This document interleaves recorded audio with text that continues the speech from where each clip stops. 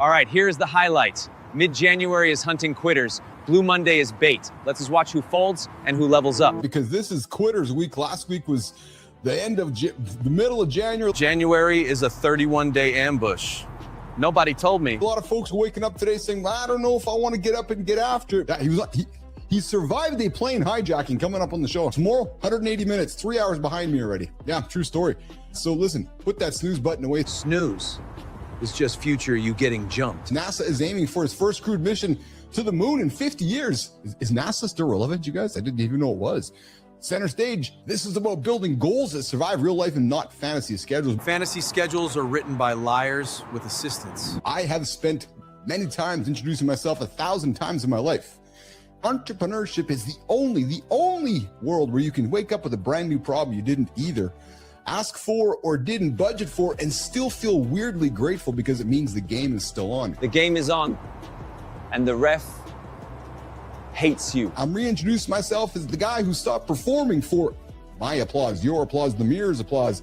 I stopped chasing the vanity. I stopped trying to win games that didn't even count. That sentence just slapped half of LinkedIn. And then, hey, I started building something that actually matters. Remember who they are before the world starts yanking them around into their inboxes, into everybody else's task list. Protect the identity first, then protect the calendar. Maybe, just maybe, you've been living under an old version of yourself, an old name of yourself, an old identity, an old story. Old you is squatting in your head, rent-free. It is Blue Monday. Blue Monday is a marketing spell. Stop casting it. Do not give up on reintroducing yourself to your mirror and to everybody around you, because that just might be a way to change those old habits that killed your old self years previous. Is that the first helicopter on in the world that has a steering wheel? If the helicopter has a steering wheel, I am quitting reality. I mean, my fucking neighbor right there is on Starlink, right? And my computer will pick up his, but not mine. I woke up in the middle of the night. I had this I felt like I was going to throw up. That is your nervous system reading the group chat. I have zero interest. So actually a negative, less than zero interest of going and sitting on a beach in Cancun, Puerto Vallarta. Less than zero interest is a dangerous level of honesty. I'll be very frank with you. It's because it's what everybody else does. And I don't swim that way like yourself. I do not. I will gladly work my ass off so I can rent a private, or I can go buy a plane with you and I can get on a plane and go take my family to a deserted island where there's nobody. That was old Keith, Johnny. I would say that, so old Keith would have been a dick about this whole thing here. Old Keith would have started a fight in baggage claim. Like I was missing the boat. Like I reflect on some things, some decisions I made maybe back in my 30s where I was like, dude, you're kind of a douchebag about that. You could have maybe, there was probably a better way, Mr. Bellis. You could have did some things in the past. I think you know exactly what I'm talking about. But I don't like going to the beach for 6 fucking hours.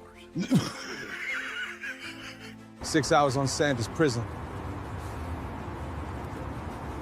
I stand with John. You work for the summer months, sell something, and take the winter off, right? Work the winter months, take the summer off, right? Like the seasonal work kind of thing where you work your ass off for a short period of time. So I don't know what we're walking into, but the dude survived a hijacking at 11 years old. And then he went on to battle addictions for 20 years. And then along the way was diagnosed with HIV/AIDS. Pause. That is not a backstory, that is a crash course. So the United States is proposing a board of peace, which they're inviting countries to, John. So, and I'll tell you that it's more than likely going to replace like a NATO type situation. Board of Peace sounds like a band that breaks up immediately. So yeah, there's a board of peace being created. And if you want an entry, if you want to sit at the table, they're going to charge you $1 billion. $1 billion, to argue politely. Incredible business model. It's like the world's most prestigious poker table. It's $1 billion buy-in, man. There's the real small print, which is the code, which is also the English language, but it's in a fucking way that only the writer will actually fucking be able to make sense of all these fucking words. Yes, that's exactly The average person cannot read that and figure out how to play the rules. That is every terms of service ever written. We knew this was coming. They're testing ads in ChatGPT for the first time. Ads in the answers is where trust either lives or dies. This will be a fascinating one to watch and see if it works as they introduce ads to ChatGPT. Fascinating means everybody is about to get mad. Is there anybody else on the fucking planet who can land a fucking rocket? He is yelling, but he is not wrong. No, we've been sending them into the ocean or out into the fucking atmosphere forever, because nobody can fucking. This guy comes along and figures this shit out. When a human can figure out how to catch the largest moving object ever and catch it with 2 chopsticks called a rocket, then I think we can probably figure out this little software problem. 2 chopsticks called a rocket is insane, but also accurate. When China and Russia and SpaceX are doing so many more significant things, NASA's going to go decide to fly around the moon again.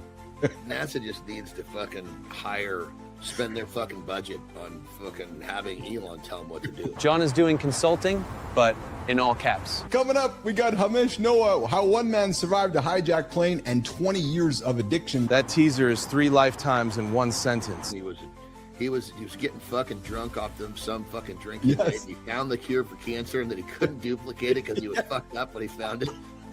Spent 20 years as a functioning addict who would secretly smoke meth. Functioning is a lie you tell everyone, including yourself. Dude in the office bathroom and got diagnosed with AIDS in 2020. Today, he helps other men break free from the patterns that almost killed him. And I gotta be honest, I don't know where to start, because you got like 3 big headlines. It's like boom, boom, boom. You got the hijack guy, you got the addiction guy, then you got like the HIV AIDS guy. So it's like, oh, it's like a whole big journey. Johnny? Not many people say that they hide in their office and smoke meth. I mean, there's a lot of fucking cool shit in the heavens. There's no way to hide that smell, is what I'm thinking. Tommy agrees. The nose does not negotiate. Are you with your parents? Are you by yourself? Take us through the hijacking incident. Where were you? How did it come about? Was there an announcement? Was there some guy sitting next to you? All right, buckle up.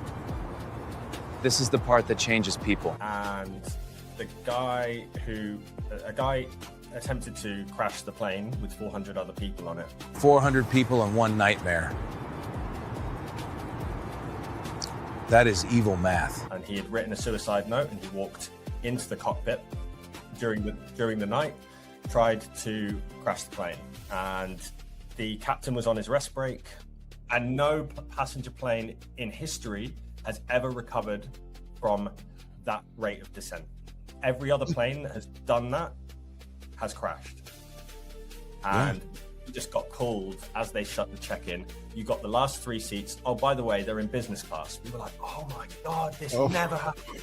I knew enough that I should not feel like I'm taking off 6 hours into an 8-hour flight, and it should not go silent. And the co-pilot, I believe, used to be a fighter jet pilot, and pulled off what is known in the industry as the miracle maneuver. No one has done it since on an aircraft like that, basically. Miracle maneuver is code for somebody stayed calm under hell. I think like an air hostess broke her leg because the trolley went up and came back down on it.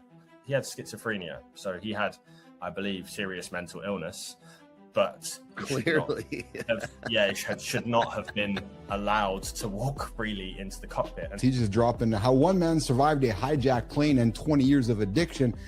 Honestly, the plane was a minor part of my mental health and things. It's a complex family trauma.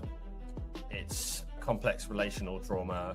Yeah, really ongoing, complex and traumatic events throughout my teenage years that really drove me to first just be a massive stoner, and then from age 18 try most drugs available. I've been living with complex PTSD for a lot of my life, and this has been running the show. That line is heavy.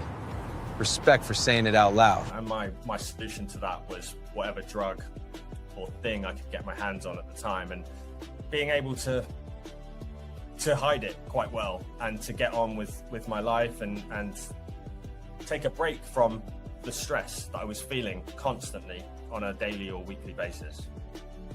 You know, I want to tell you, man, you know, just the face of your store, you belong here in the lab with Keith and John, man. You just do. You belong here with the folks that we bring to the lab.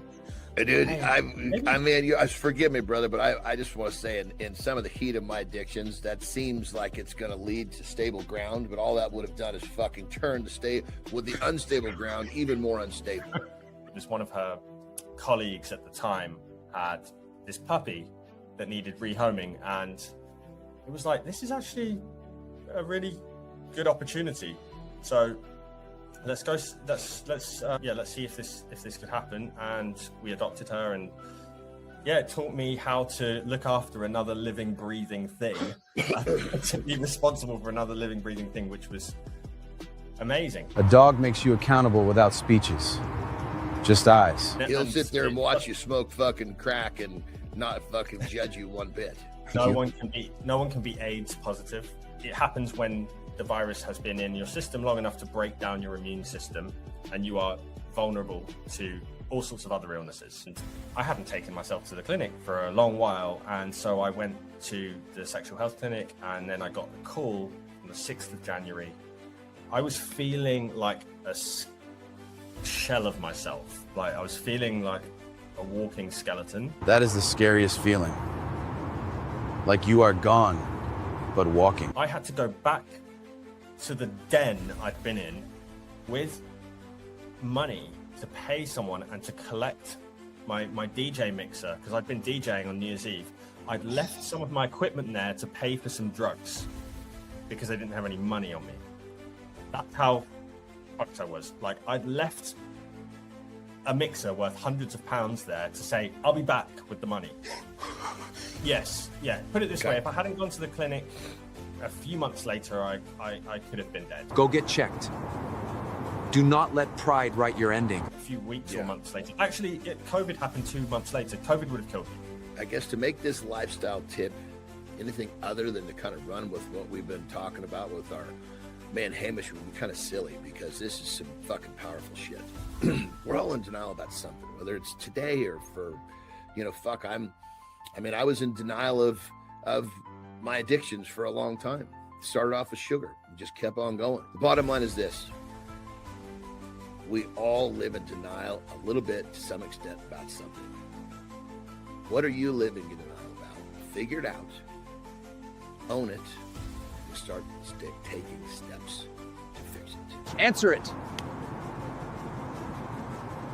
That question is a punch. Answer it, or it answers you. The guy survived a hijacked plane as a kid.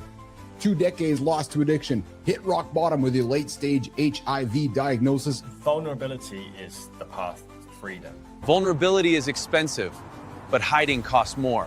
Vulnerability is courage to speak about the things that have caused you the most pain and kept you in the dark, and that people are going to fucking cuss you out for and give you abuse for. I got called an AIDS-riddled monkey a few weeks ago online. That motherfucker's not going to stop me. He's a coward. If they're talking smack, we're on the right track. Facts. Noise means you showed up on the radar. Because then they don't have to look at their own shit. Yes. Exactly. When you integrate them, you live a life of authenticity. You live a life as one whole person, not a bunch of different people who show themselves in a relationship, or as a son, or as a parent, or as a colleague who is just covering shit up. If you're off balance, as I was for most of my life, then you've got one part of you that's shouting across the table, another part of you that's like, fuck this, I'm leaving the room. It's a dysfunctional board meeting. No board meeting can function when the different parts of yourself are not talking to each other properly. Your mind is a boardroom. Get the parts talking, or you stay stuck. I can't trust you. All these parts of you, when you bring those together, that's when your life changes.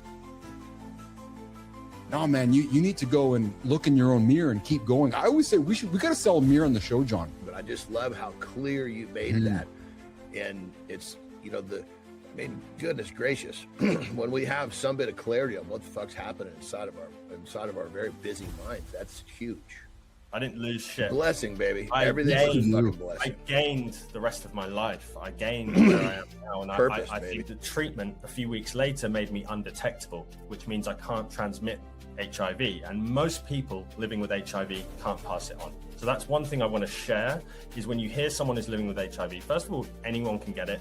He's on 100,000 couples over time, and not one single transmission of HIV between people who are on treatment and undetectable. Undetectable equals untransmittable. You equals you. That is real education. Say it louder for the comment sections. That's the message.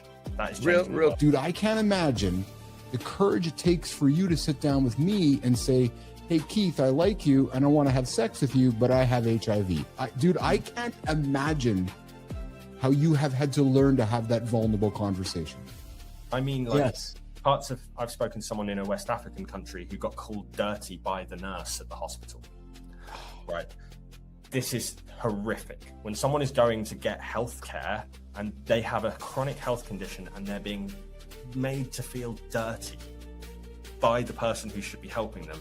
What I would say is take what helps you and run with that. There's no right way. Whatever works for you is the right way. Just listen to your heart, listen to your intuition, and take what works. It's okay to relapse. Slip does not mean stop.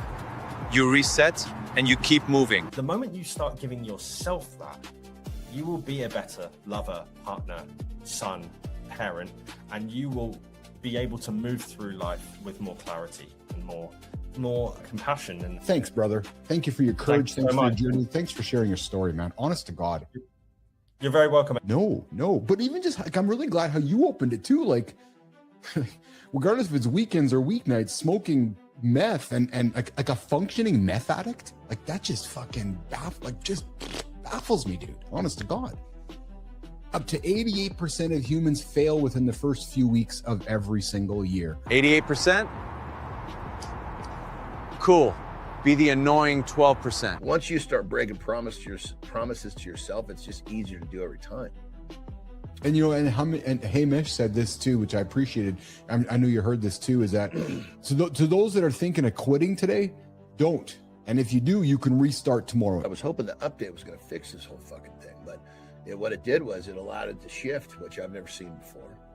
You can look at it and go, okay, if I do this, that's not going to work. Okay, that concept, throw that concept out the window. Concept 2. So I didn't even think that they were doing that. They put me in the fucking helicopter that I wouldn't watch on TV. I love it. You know, a funny little side note. I wasn't here, but I was listening. I love how you use yourself. You put yourself right in the firing line of. So, Hamish, if you want to have sex with me, Jesus Christ, what is wrong with this little fucker? You know, I go to places nobody else will go. Hey, John, I want to have sex with you, but I got HIV. Oh. Like, fuck, you talk about being vulnerable and breaking somebody down, because one of two things is going to happen. You're going to say, fuck you, I'm getting out of here. You know, because let's face the stigmas of it all. I made her life extremely pleasurable last Friday when I fucked up. Yeah, I made a mistake. Dude, I hate making mistakes. I know we all hate them. And it's funny because Neiman says to me, hey, congratulations, you're human. When I make your life harder, it hits me. Because now my brain starts producing this entire feature-length film in my head called I just ruined someone's afternoon. But then here's the self-aware part. Yep. I'm also noticing how badly I want to be seen as the reliable one. Another true story of mine. Yep. Fault. I want to be the reliable one. So when I make mistakes, it's like, fuck. Reliable people aren't people who never mess up. Reliable people are people who clean it up without making it weird. Clean it up, no theater, no shame parade. That is grown man reliability. I'm not going to turn my mistake into a 3-day shame festival, even though I made the mistake on Friday and I'm talking about it still today. Paul Check says he showed them a ball. Half said it was black, half said it was white. Both were certain. Then he had them switch sides. Everything and everyone went silent. Oh, I like this. Apparently the ball was black on one side, white on the other, and they were both right and wrong at the same time. We as humans, we accept the one-sided narrative without walking around the table. It's January 19th. You're a fucking loser. Quit. Real thinking. Stop saying I don't have time. Say this isn't a priority right now. And if people that say I don't have time, not the right response. Nope. Maybe it's not a priority right now, but you always have time. Right? Small dent in the car, huge impression on Matthew's heart. 100%, yes. As far as I know, she's a single young lady looking for some action. 431-300-3005 will bring you into the show. This clip shows a motorcycle approaching an intersection at high speed. Watch the right corner, and you're going to see that's a body. That is crazy, man. The sudden stop makes me cringe, too. It's just, you know, hey, ho, right, because you're going, then it's like, poof, right? Today was about cutting through the noise and telling the truth. That is the whole point. No Blue Monday myth, just your next step. Do it today. See you tomorrow.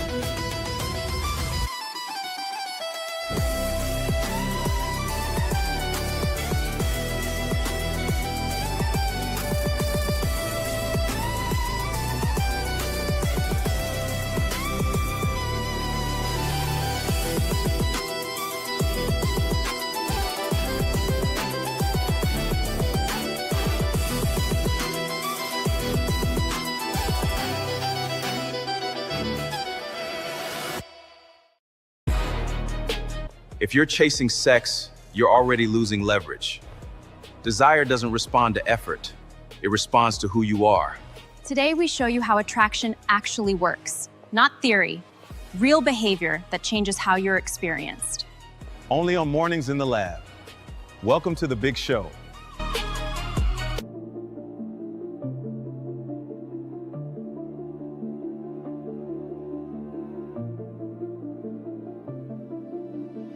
Welcome to Mornings in the Lab, where accountability partner here to help you start your day. Silence makes our monsters grow stronger. I love why this whole segment is them talking to me about this. How to compromise without losing your balls. Everybody's trying to win, nobody's trying to solve. Live beats perfect every time. Reset is a decision, not a calendar date.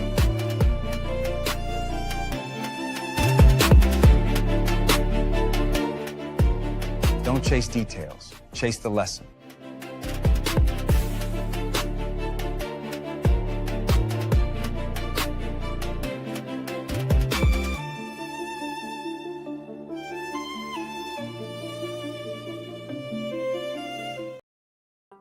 Hey, there we go. Good morning, everybody. We're talking sex today on the big show. Yes, we are, baby. Hey, but before we do that, I got to get the drum roll because it's got to sound like this. Good morning and welcome back to Mornings in the Lab with Keith, John, and friends, your live morning show where real talk beats recycled advice. Yes, the boring podcast. We are here to entertain and inform instead of bore. Well, you know the line. Instead of inform and bore. You know, Jimmy, before I get to the monologue, man, I was thinking about, you guys know who Jimmy is? You know who Jimmy is? So listen, if you're new to the show, well, I got an introduction to make. The guy over there pressing the buttons making me look as handsome as I am, the handsome chief, that's Jimmy over there. The person that helps me with my words, well, that's Neiman over there. She's busy chasing squirrels, so just ignore her right now. Yeah, I'm talking to Jimmy right now. Jimmy, you know, I gotta say, man, I forgot what I was gonna say. Oh, I know what I was gonna say. Yes. So I was thinking yesterday about this podcast world, and you know, I saw somebody knocking on my door yesterday saying, "Hey, you want to be on a podcast? Can I be on your podcast?" I'm like, dude, your podcast is boring, man. So I'm just wondering, what human out there can tell people that their podcasts are boring? You know, unless your name is like, I don't know, Mel Robbins, Joe Rogan, Huberman, or somebody notable, you're probably making pretty crappy content. I'm not here to be a douchebag or an ignorant soul. I'm just telling you what probably Simon Cowell or somebody at like an America's Got Talent or like a big show would tell you. I'm thinking, Jimmy, that somebody's content is probably pretty horrible. I know it makes their ego feel really good, and I get it. I understand all that. And listen, I'm not trying to tell you guys that I'm like the greatest thing ever. I'm telling you, man, there's a lot of bad, boring and informing content out there in the podcast world / video world. And I see some of these video podcasts, Jimmy. I'm like, dude, what are you doing, man? Go kiss your wife. Go have sex with your wife. Yeah, that might be a better use of your time instead of making that really horrible content that you're making. I'm just saying it out loud. I'm just saying it out loud what you guys want to say, but nobody wants to say it. That's my job here. Hey, hey guys, hit that like if you like what I'm saying. If you don't like what I'm saying, I don't care. Because that's what I like. I like discourse. I like dialogue. I would kind of hope that you don't agree with me. Because if we all just drank the same Kool-Aid, Jimmy, it's kind of a boring thing. And that's the problem with everybody's boring podcasts, is that everybody's drinking the same kumbaya Kool-Aid. So listen, if you don't like what I'm saying, disagree with me. Come on, come hang out in the comments. Quick housekeeping, guys. Hit that like, hit that subscribe, and come say hi in the comments. This is here's the other thing. This is a live conversation. Yeah, we want you to be part of it. This is not one of those recorded 3 weeks ago podcasts where everything is dated and old and stuff has changed since then. I'm telling you, man, the world is moving so fast. Live is where it's at. Hey, where are you guys tuning in from today? Come say hi in the comments. We got Holroyd out there. We got Neiman out there. We got Sullivan out there. We got Good Time out there. We got, I know we got Lauren out there. What's going on, baby? I know you're out there. I love you. Hope you're having fun in Mexico. Hey, this is an R-rated show. If you guys missed the moniker, yeah, is that what it's called, Neiman? The moniker? Like that R-rated thing, the moniker. This is an R-rated show, guys. So if you're offended or if you got kids that are offended, I've warned you that you might be offended because we are talking sex today. Yeah, how to get more. Here's the irony, Neiman. Here's the irony, Jimmy. We're talking how to get more sex this week and my wife's not even here. Yeah, she's like gone for the week. I'm like, what? Who put this topic on the table? Hello, hand. Welcome to this week. Jimmy, did he just say that? Jimmy, did he just say that on the show? Yes, he did. Yes. Harry Palm. You guys know the jokes for true story. Oh, yeah. Coming up this week, solo life expectancy work with the handsome chief himself, Keith Billis, on today's show, How to Have More Sex. All right, guys, coming up here, the big show here today, we're going to talk about, just some news that's kind of trembling around the world right now. What happens when your son disowns you?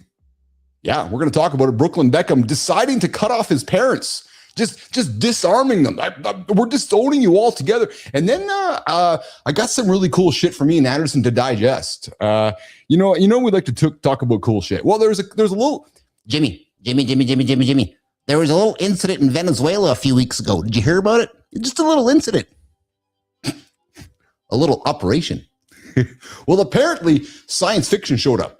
Yeah, and I know Johnny hasn't seen it, so I'm excited to share this with him today. I'm gonna talk about the active denial system, otherwise known as a different type of warfare. Yeah, kind of like a science fiction thing, and it showed up out there in Venezuela a few weeks ago. And then, hey, the new X algorithm powered by Grok is out. The whole black box is revealed. So they're telling you how the algorithm works. There is not a platform on the planet that does that. YouTube, Threads, Instagram, any platform that we all use, nobody knows how it works. Well, this week, Elon and the gang at X revealed, here's how Grok works. Just transparent. Love it. Love it, love it, love it. And hey, we're going to revisit the Louvre. Jimmy, is that what it is, the Louvre? The Louvre. The Louvre, Robert, to talk about whether it was a magic trick or just a group of project. We got some video, man. I went hunting in the archives, and I got video from that old incident happening out there in France at the Louvre. It's pretty funny, man, because we're talking amateur show, man. And then and if we got some time before our guest Todd Blyleven showing up today, guys, it's the end of video verification. Yeah, you know how sometimes to log into sites you got to video verify yourself. Well, I have seen some stuff where it's guys, you guys can freak your parents out because the video verification is gone. It's all gone, baby. It's just out there. It is gone. It is gone.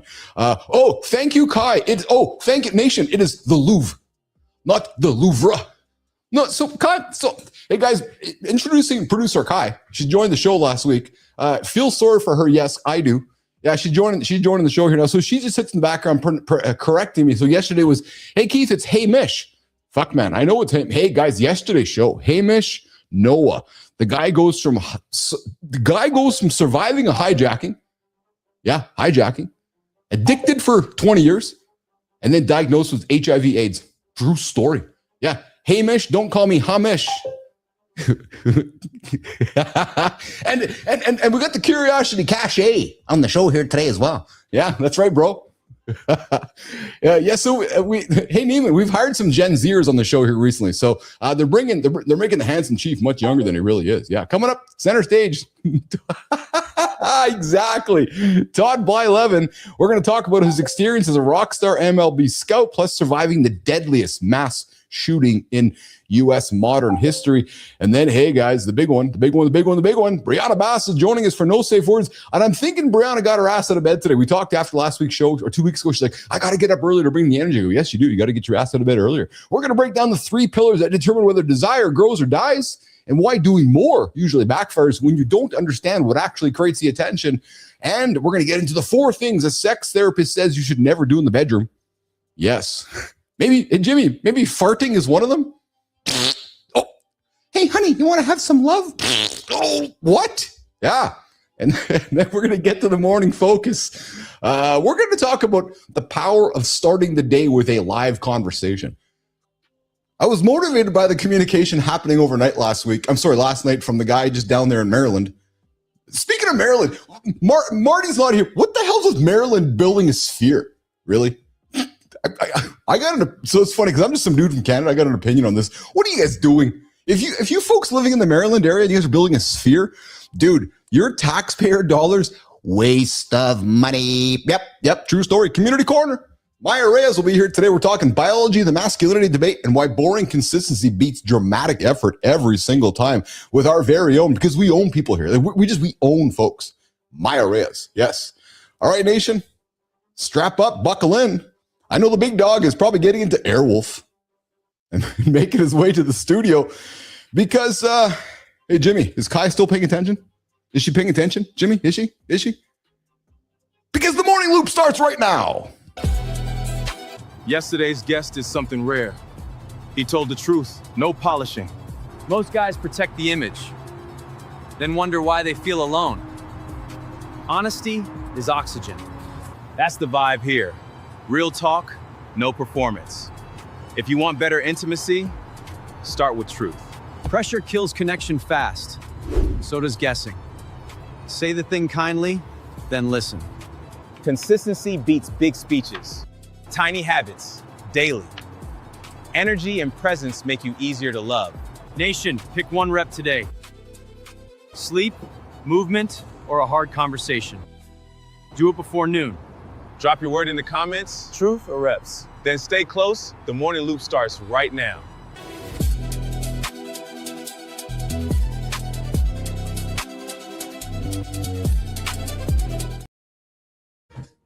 Oh, hi. I just had to run out of the room for a second. I don't know. I just got some energy this morning, Jimmy. Hey, Jimmy, can we talk some business quickly behind the scenes? So I'm thinking, Jimmy, we run the show as a live stream after the show. Yeah, so when the show's over, Jim, we'll just go into the old StreamYard thingy and click on Restream. And we'll stream it live for the next 2 hours. So those that are missing the show live, well, shit. I'm thinking all my folks on the West Coast are like, yes, we're going to stream it live so that we can delay the entrance. Hey, Jimmy, I see a guy getting into some kind of vehicle. We got to get that guy in the vehicle into the studio. His name, John Anderson.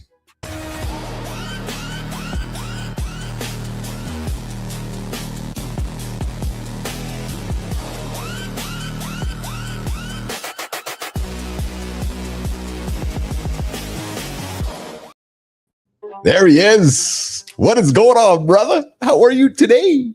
I'm a little tired this morning, to say the least. Holy smokes. Man. Oh, no. Why? I got lots of energy, Vince. You're going to have to take some of my energy today. Why are you so tired, brother? Terry and I went up to Big Bear. And Yeah. we had a fun day, but coming home, we got snagged some traffic and didn't get home till really late. Oh, my God, man.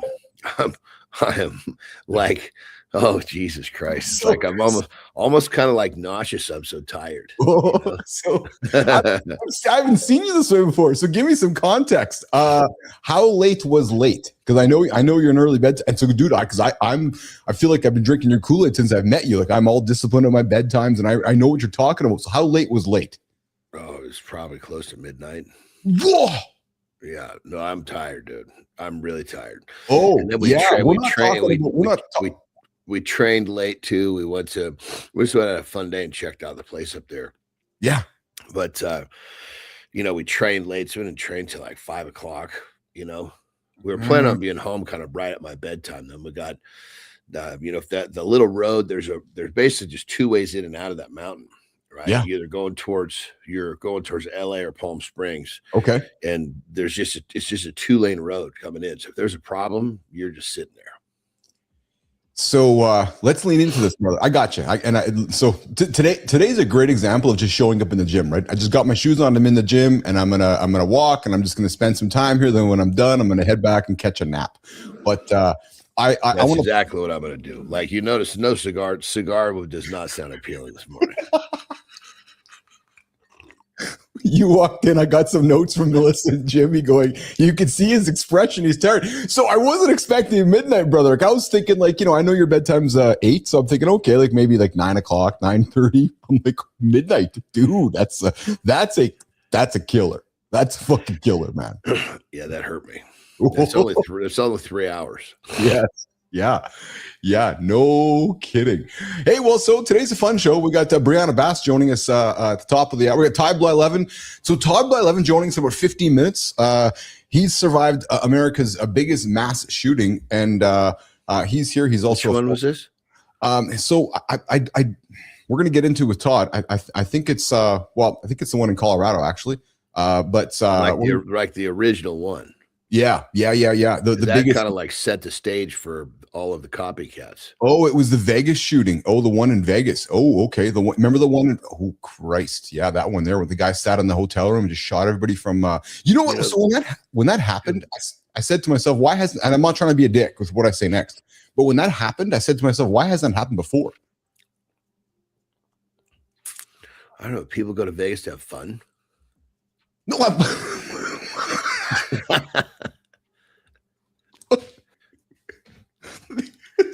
the obvious statement ever. I know, but I just thought to myself, like, there's also really bad people in the world. So I just thought that, and even those motherfuckers go to Vegas to have fun. Well, yeah, I guess so. Jesus, Anderson, yes. You know, on that level, dude, there's a dude that he's a solid 15 years younger than me. Okay, maybe closer to 20. Yeah, and, he was just like a 15-year-old kid training in one of the gyms where I trained when I was like at my peak of strength. Yeah, really good, hardworking kid. You know, one of those kids that I just would like. You couldn't not have respect for him because every time you saw him in there, he was sweating and just going. Love that. Yeah. Anyway, he became a brother, older brother, same way. Older brother, about a little younger than me, but anyway, he became a policeman. Okay. He was in Vegas when that whole thing went down. Oh my goodness. But he was just over there. He wasn't. He lived in NorCal, so he was just there having fun too. But anyway, he ended up, I don't remember what the details were, but he ended up getting a whole lot of like honors and shit because he was fucking running around pulling people to safety. My goodness. And so those of you tuning in wondering how come Billis didn't know about the shooting. So I'll tell you, I like John. I try to limit my knowledge going into my guest conversation so I can keep it as organic and raw as John does. So my goal is to have very limited. I do a cursory, and then because I like for you guys to get the same reaction I get when I'm meeting it. So hey guys, we're gonna get into the conversation desk here. We've got a few topics to put on the table here this morning, but we're gonna open up the phone lines in the second hour, especially when Brianna's here. 431-300-3005. 431-300-3005. There's Frankie and Tommy coming to say hello. We're talking sex, no begging, second hour with Brianna Bass. And if you're not joining the show live right now, hey, Jimmy, what do we say? You suck. Come join us live, 8 o'clock Eastern time, YouTube, LinkedIn, and Jimmy X. Brooklyn says he's done reconciling. That's not gossip. That's a son choosing distance in public. He alleges control and disrespect toward his wife. The details don't matter as much as the pattern. Fathers, if your kid needs boundaries, don't fight the boundary. Fight your ego and fix the relationship. So just prefacing that this is not a gossip conversation at all. I know you have no interest and I have zero interest in gossip. This is not gossip. We're all about just putting news and conversational topics on the table. Well, David Beckham and his family, their son has basically disowned them. And I wanted to put it on the table because I wonder if you've gone or if you've had friends that have gone through situations where their kids have essentially said, I'm done with you. I'm estranging. Like I got no interest. I don't want to be part of your family. Because brother, I got to be honest, man, if Carter or Piper or Brooks said to me, I don't want to be part of your family. That's what Terry did. Oh. Yeah, fuck. Can you imagine it's not what she wanted. She wanted to be a little bit more normal. I don't know what you would call it. I mean, she didn't really get cared for much, Oh, I didn't know that, dude. That's I put this on the table. Didn't even know that. Jesus Murphy. No, dude, she's a savage. I mean, so just to kind of, I'll tell you one little story that will kind of help you understand her childhood. Please. Yeah.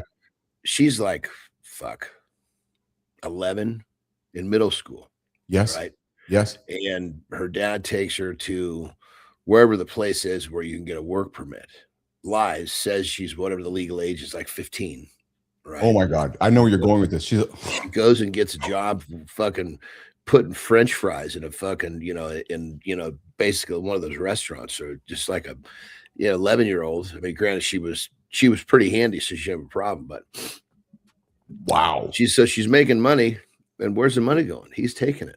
Come on. Yeah. So she finally got in trouble. Well, she got fired because break, everybody's talking, so where do you go to school? And she says, whatever school. She goes, Wade Thomas, wherever the name was. Yeah. And they're like, that's a middle school. And she just, she didn't fucking know that she. Oh, I'm getting actually, my heart is melting right now because oh my goodness. I can't even imagine. So basically, imagine this. and they didn't really have. They were poor. They didn't have a lot of money. Like she had a pair of pants, a pair of shoes. So she would wash her clothes every day. Good. Right. Yeah. Anyway, so she basically goes to her dad and says, we're having a hard time feeding everyone. I think if I go live on my own, you'll be able to feed Daniel, her little brother. Yeah. Right. Because he was hungry a lot. And I guess this is why I'm very careful to never say this phrase. Yes. He was under a car, and he was like always working on cars in his garage. He basically rolls out in the little fucking monkey, whatever you call that. Yeah. Says, do what you got to do. Rolls back under. Oh my goodness. So she basically she manned up, fucking packed her bag and fucking got on a bus. They took the bus to San Francisco, gets off the fucking bus and figured out a way to survive. Wow. Put herself through high school, had a job. I mean, she'd kind of figured out that she could make it down there because once she recognized that the bus systems could take her where she wanted to go. Yeah, so she raised herself fully. But keep in mind, it was so meant to be, because if she was like her siblings, we surely wouldn't be together. Holy smokes. Thank you for sharing that. I did not know that. That's that's crazy how relatable this is to this. Before I get to good morning, Enzo. I see you there, brother. We got the true OG in the community this morning. What's going on, my brother? Enzo joining us from the future. I saw a note from you this morning in LinkedIn, Enzo, and it put a big smile and a bunch of warmth around my heart. So thanks for tuning in this morning, hanging out with myself and John here. But Johnny, so Brooklyn, which is the son of Victoria and David, I guess is maybe going through kind of this, I don't want to say the same thing as terror, but alleging years of control, media manipulation, and I guess the parents are just, dissing him and his wife and et cetera, et cetera, et cetera. And I don't want to get into the gossip of it. It's not really the point. To me, it's just this idea of, I can't imagine. Like I have nothing but empathy for Terry's experience. I can't imagine if Brooks or Carter or Piper said, "Hey, Dad, I'm done with you and Lauren. I'm going to go be on my." John, I can't even imagine. I honestly, but now that when you explain to me how Terry went through with her father, he wouldn't even have any empathy to reconcile what it feels like. So, you and I it wouldn't happen to you and I because we're not going to let our kids get into that state. I guess that's what I'm trying to say, but I still can't imagine how that feels. Well, I mean, yeah, she didn't want anything other than more love. I was just, more love. It wasn't like she was asking for something tangible. No, just love me. Be my dad. Asking to be wanted. Murphy. Good morning. Good time. Good to have you out there, brother. All right. So switching gears here, Johnny. So I found something interesting. It's been kind of in the topic in the last couple of weeks here, and I finally pulled something together for us. Moving on from that topic to that little incident in Venezuela a couple of weeks ago. And I don't want to spend time with the Venezuela incident. I want to talk about this new technology that allegedly was used. Oh, Jesus. In that incident in Venezuela. Jimmy, run this clip, man. Which incident? Ducey's old ADS clip is back. The internet's calling it a sonic weapon. ADS isn't sound. It's a heat beam that makes you move. That's why it looks dramatic. The wild part is the comments. People add movie-level injuries for clicks. We're separating tech facts from fanfic. So the incident when they captured. Hold on, dude. This is the incident. I love this. I know. The whole fucking thing is an incident. It's like if we're watching a fucking porn and you're like, hey, remember in that movie when they were having sex? The whole fucking movie was sex. What are you talking about? I know. I'm like the incident. Oh, the little incident when they captured the leader of the country to say we're taking you. The incident when they invaded. The incident when this. There's nothing. It's just one big incident. So I think you're going to think this is pretty, well, not cool, but just interesting because I know you. I'm getting to know you quite well.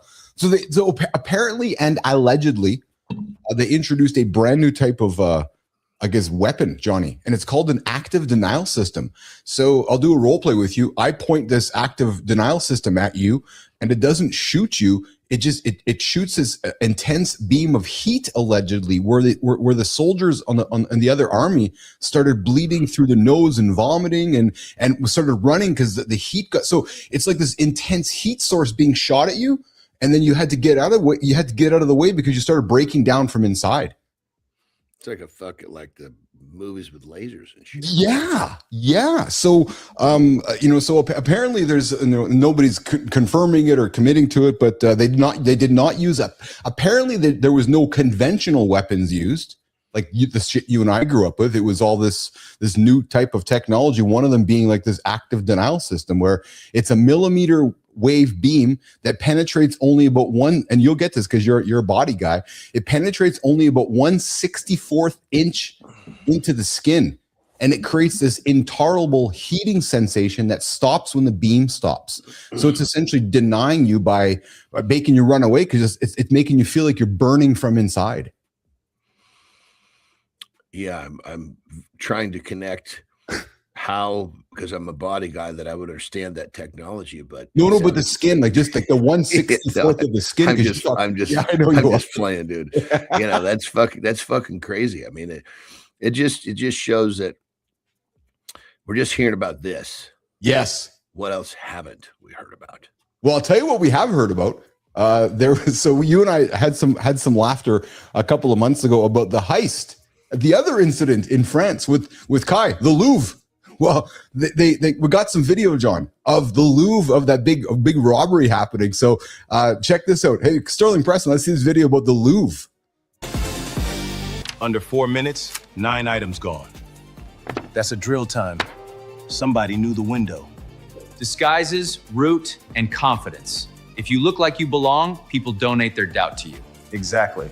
This isn't about art, it's about access. The lesson is who gets to move freely. Let's talk.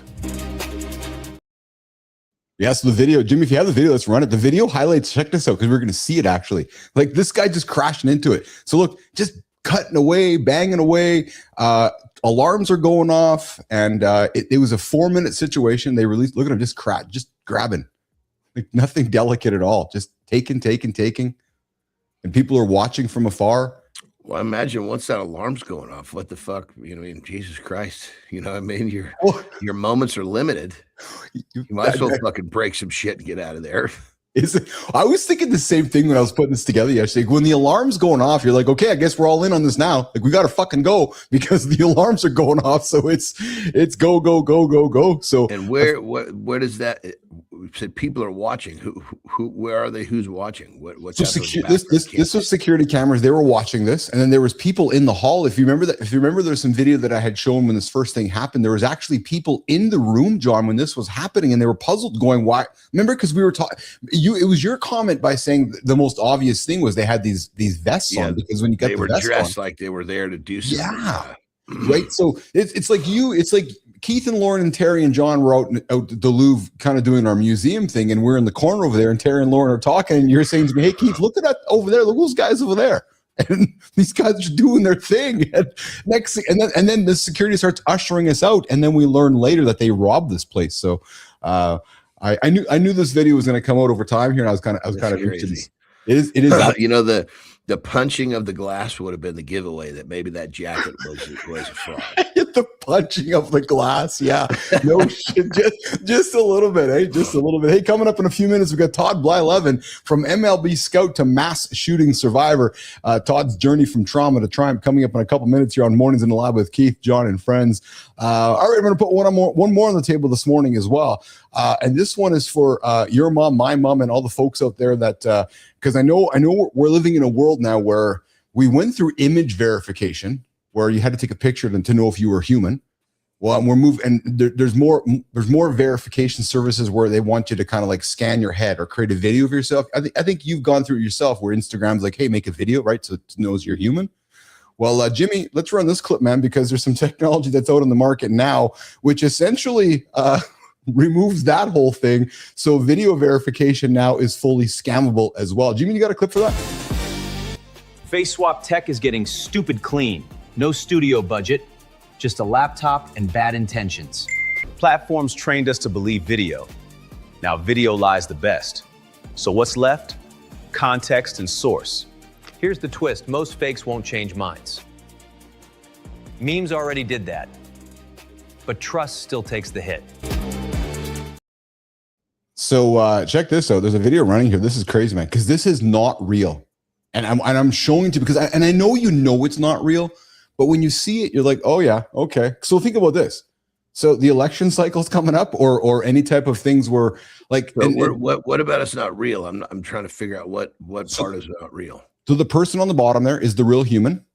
Okay. They're looking in the camera, and then the bigger image is what's being recreated of them. And so there's some sort of an app or a thing that does this. Yes, in real time, like real time rendering. So that's you on the bottom in the bottom image. So you could literally tell it, I want to be so-and-so, and it would create a different person for you.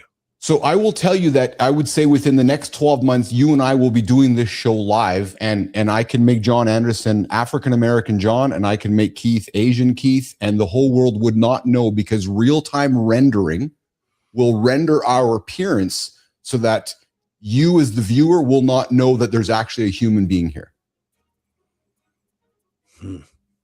Crazy. Like that's what's freaking like. So when I say real-time rendering, like the idea of rendering it in real time, right? So you're in front of the camera, you're seeing yourself, but Keith is seeing African-American John. Yeah. Fucking nuts, dude. Yes. And as we're coming into the election season, and we got my parents, your mom, John, I saw a video from you telling me to do this. No, mom, that wasn't me. You know what I'm saying? Yeah. It's crazy. Remember when AI first came, there was the whole voice thing. Yes. People were like, pretend that they were getting smoked. Yes. People were calling Bo. They swore to God it was their son. Yes. And it wasn't. Yes. Yeah, exactly. All right, Jimmy, before we bring Tobla 11, and I got something funny for you, man, because I'm going to put some humor on your face before you go back to bed this morning. I got a WTF. Jimmy, let's go to number 4, man. Check this out. So Walmart takes trespassing very seriously. And and all I got to do is just ask you this. Like, they still have to confirm it, and it's just one of those things that shows you have a warrant. What's with the belly? So this guy was arrested for shoplifting at Walmart, but I saw this video and I wasn't so much concerned or questioning the Walmart. I was like, dude, Johnny, is that fucking real? I thought it was like some sort of a thing that he had wrapped around him. It's not a prosthetic. It's his belly. Like, what? Dude, at very first, I swear to God, that was like, you know what I mean? I swear to God, that was something that was pinned on him. So did I. But what's the fucking lump on the top? What is it? A hernia, or is it some kind of like, I don't know what it is, but it's this. You got the fucking first pregnant male we've ever seen. So this is the perfect WTF is this, because I could not wrap my head around. I swear to God, dude, but it looked like, I swear to God, it looked like something he, like I was expecting him to turn around. There's going to be a zipper back there. Exactly it. All right, hey guys, you guys can join the show in the second hour. 431-300-3005. Dude, we gotta ask Grok what that was. Could she see that somehow? I will come back to actually you know what? So it's funny because Grok I couldn't even guess. I mean, granted, I'm not very my cognitive function is operating about 25%, but I couldn't even take a guess at that right.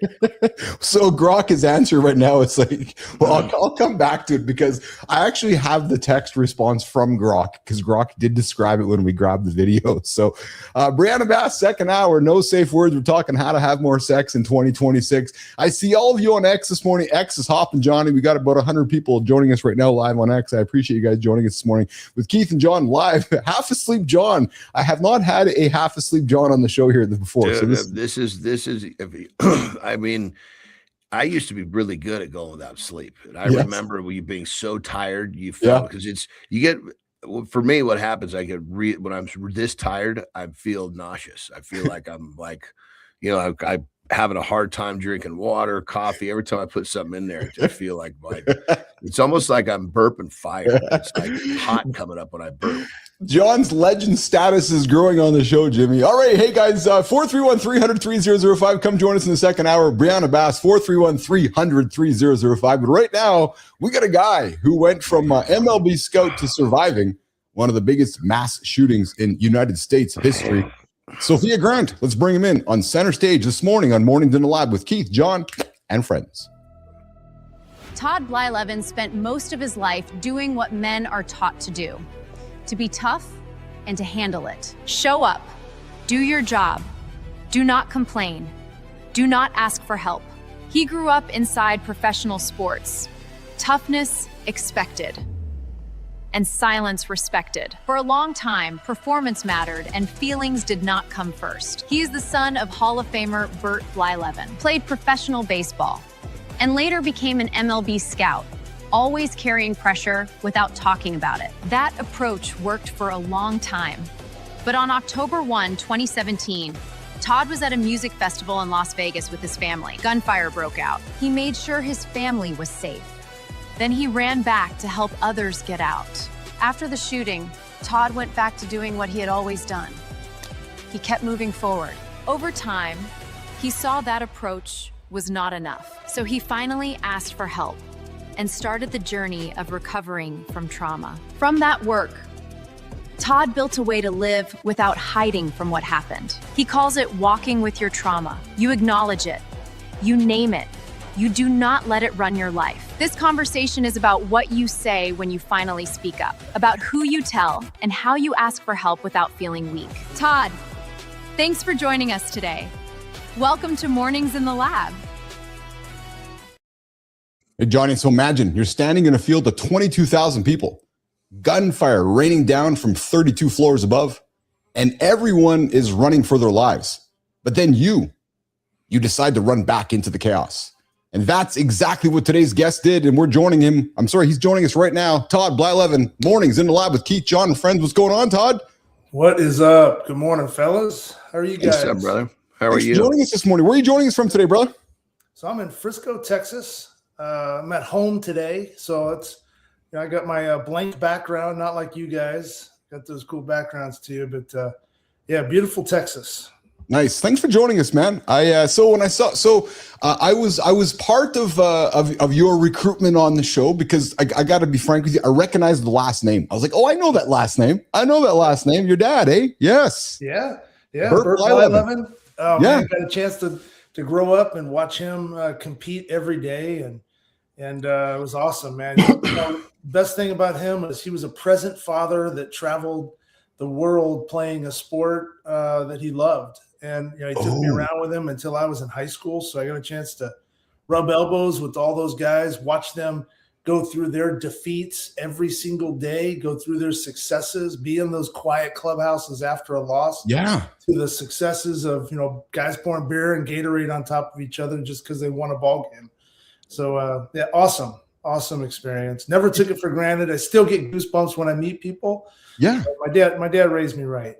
Yeah. You chose, John. Did you notice the word that he chose? And I'm really grateful that you chose. You chose the word present. I had a very present dad.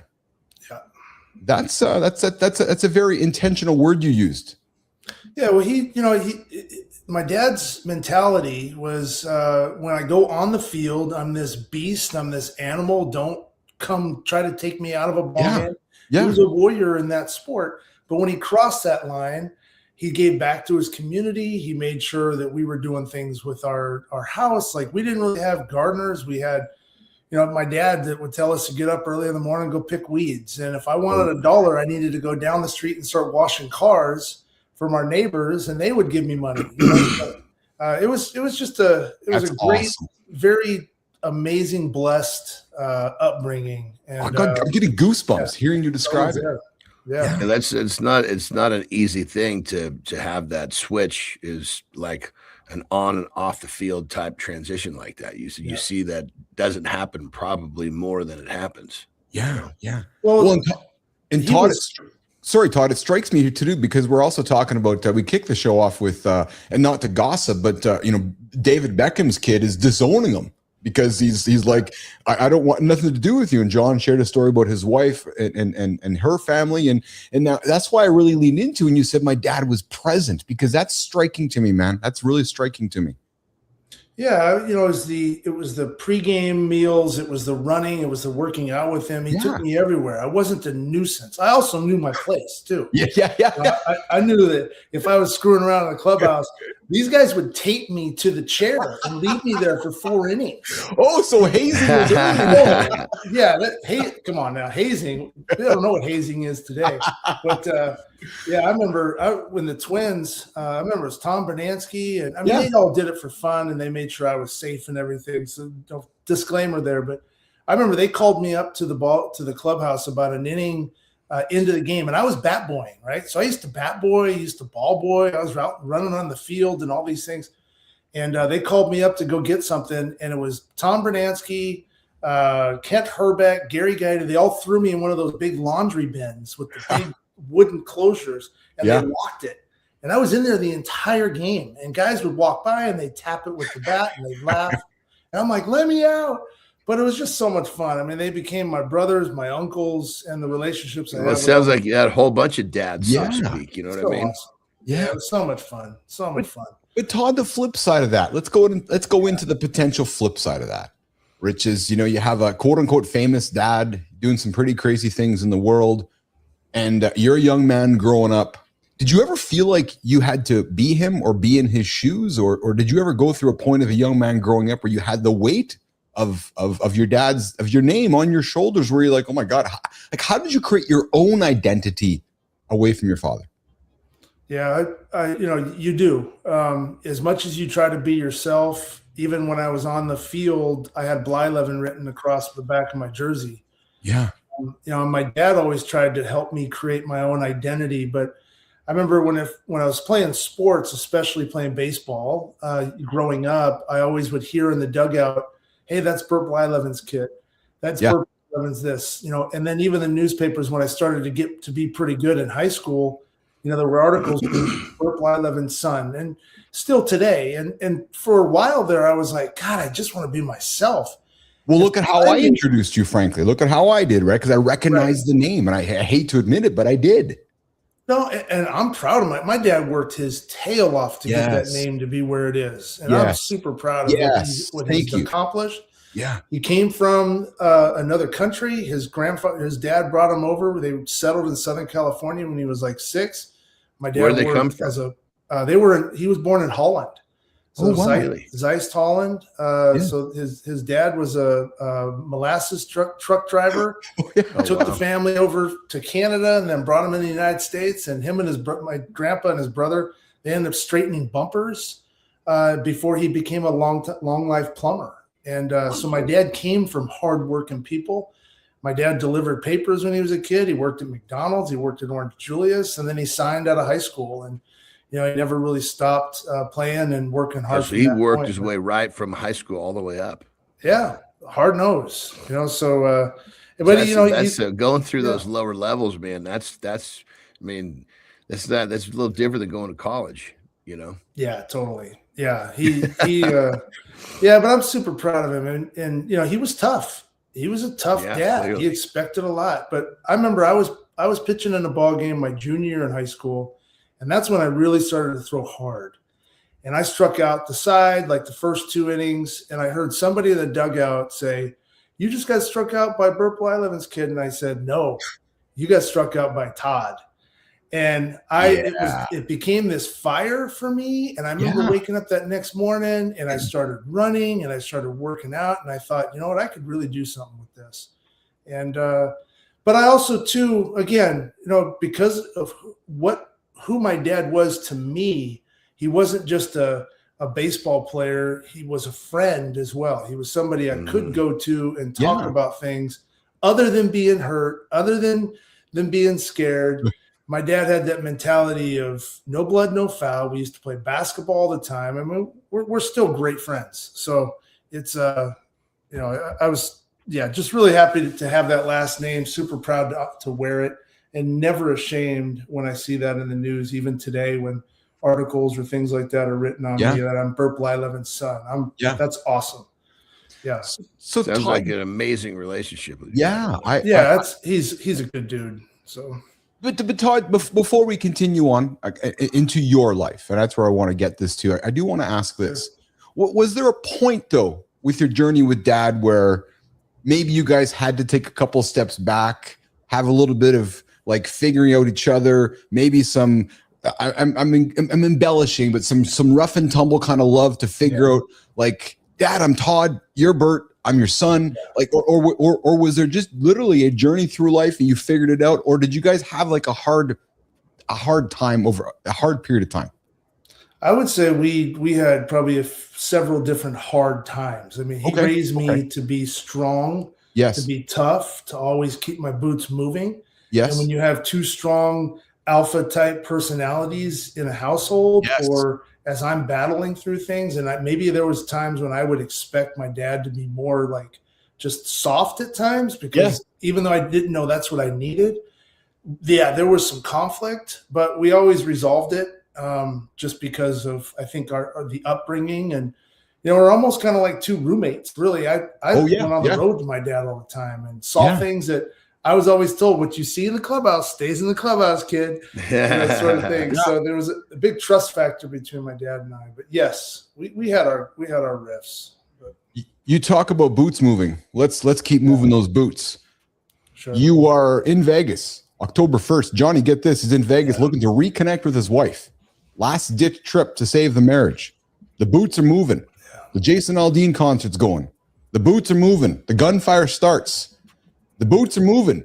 Instead of running away, Anderson, he runs back. The boots are moving. Todd, talk about it. Well, first of all, it was the right thing to do.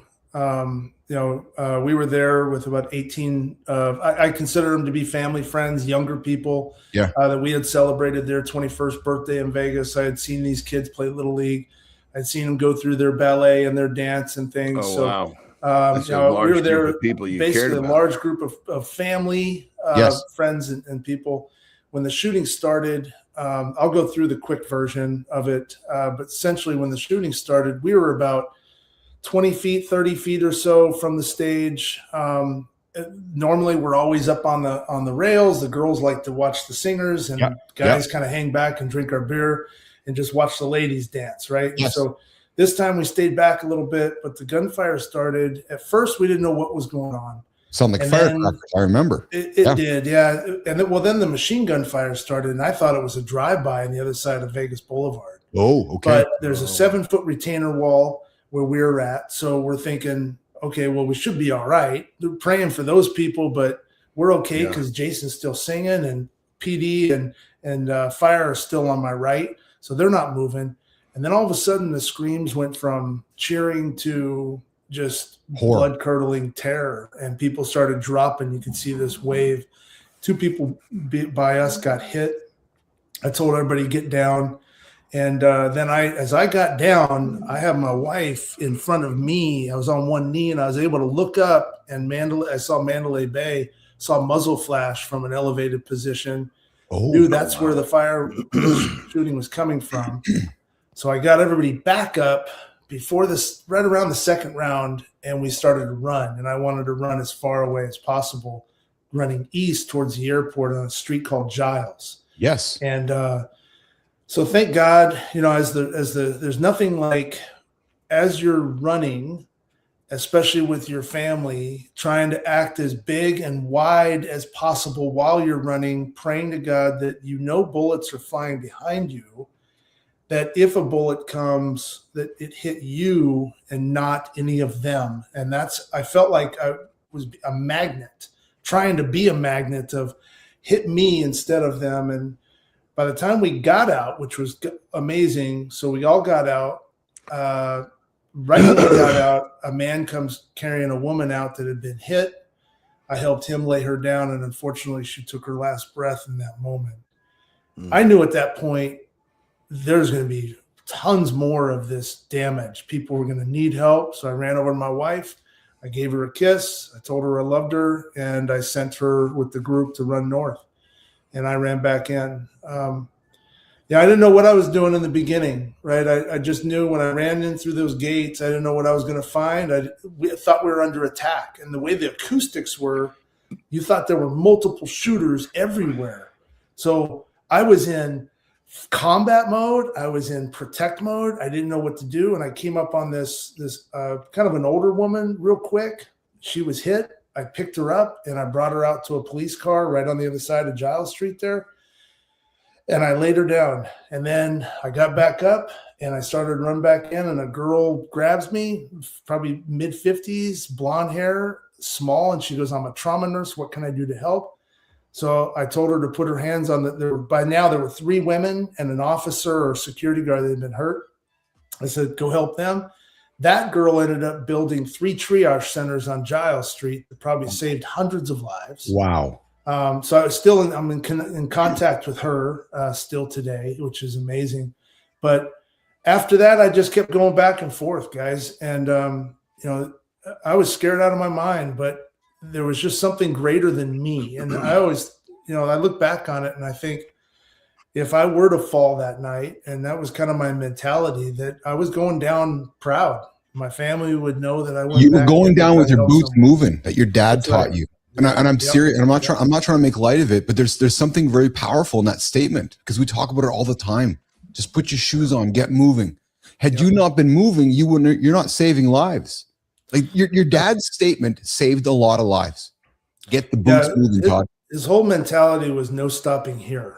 I remember just following him, running behind him and asking, "Hey, Dad, can we stop?" And we'd pass those street signs that said no stopping here. And he'd be like, and he'd point at it. But that was the mentality, was just keep it going. And it was tough. I mean, I lost 3 women in my arms that night. I carried about 30 out, ripped my whole left shoulder out. I had hernias, my left hip, my right shoulder is still jacked up from it.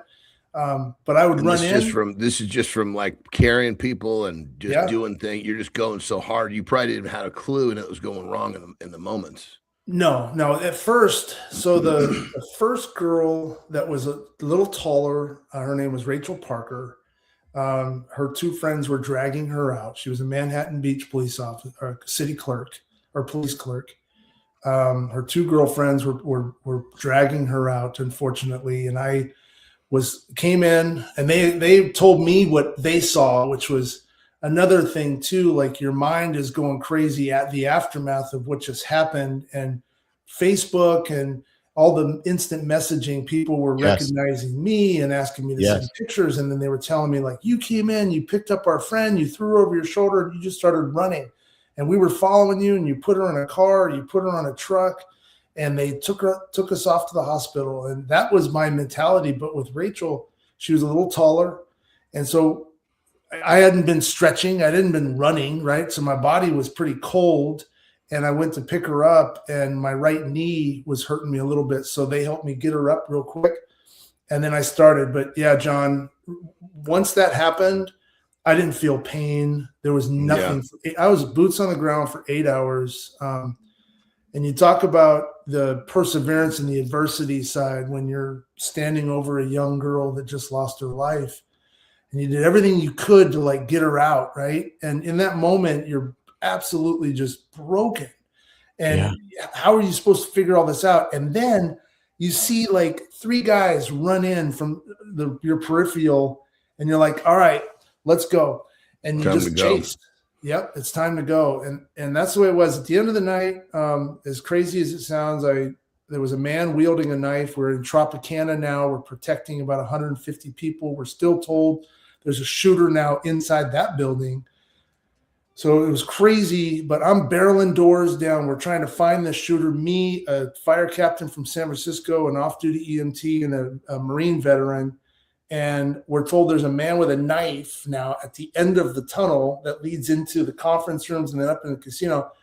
So here I am. I'm running down this tunnel. I feel like, where's my baseball so I can throw it at him, because I got nothing in my hand. It's a weapon, man.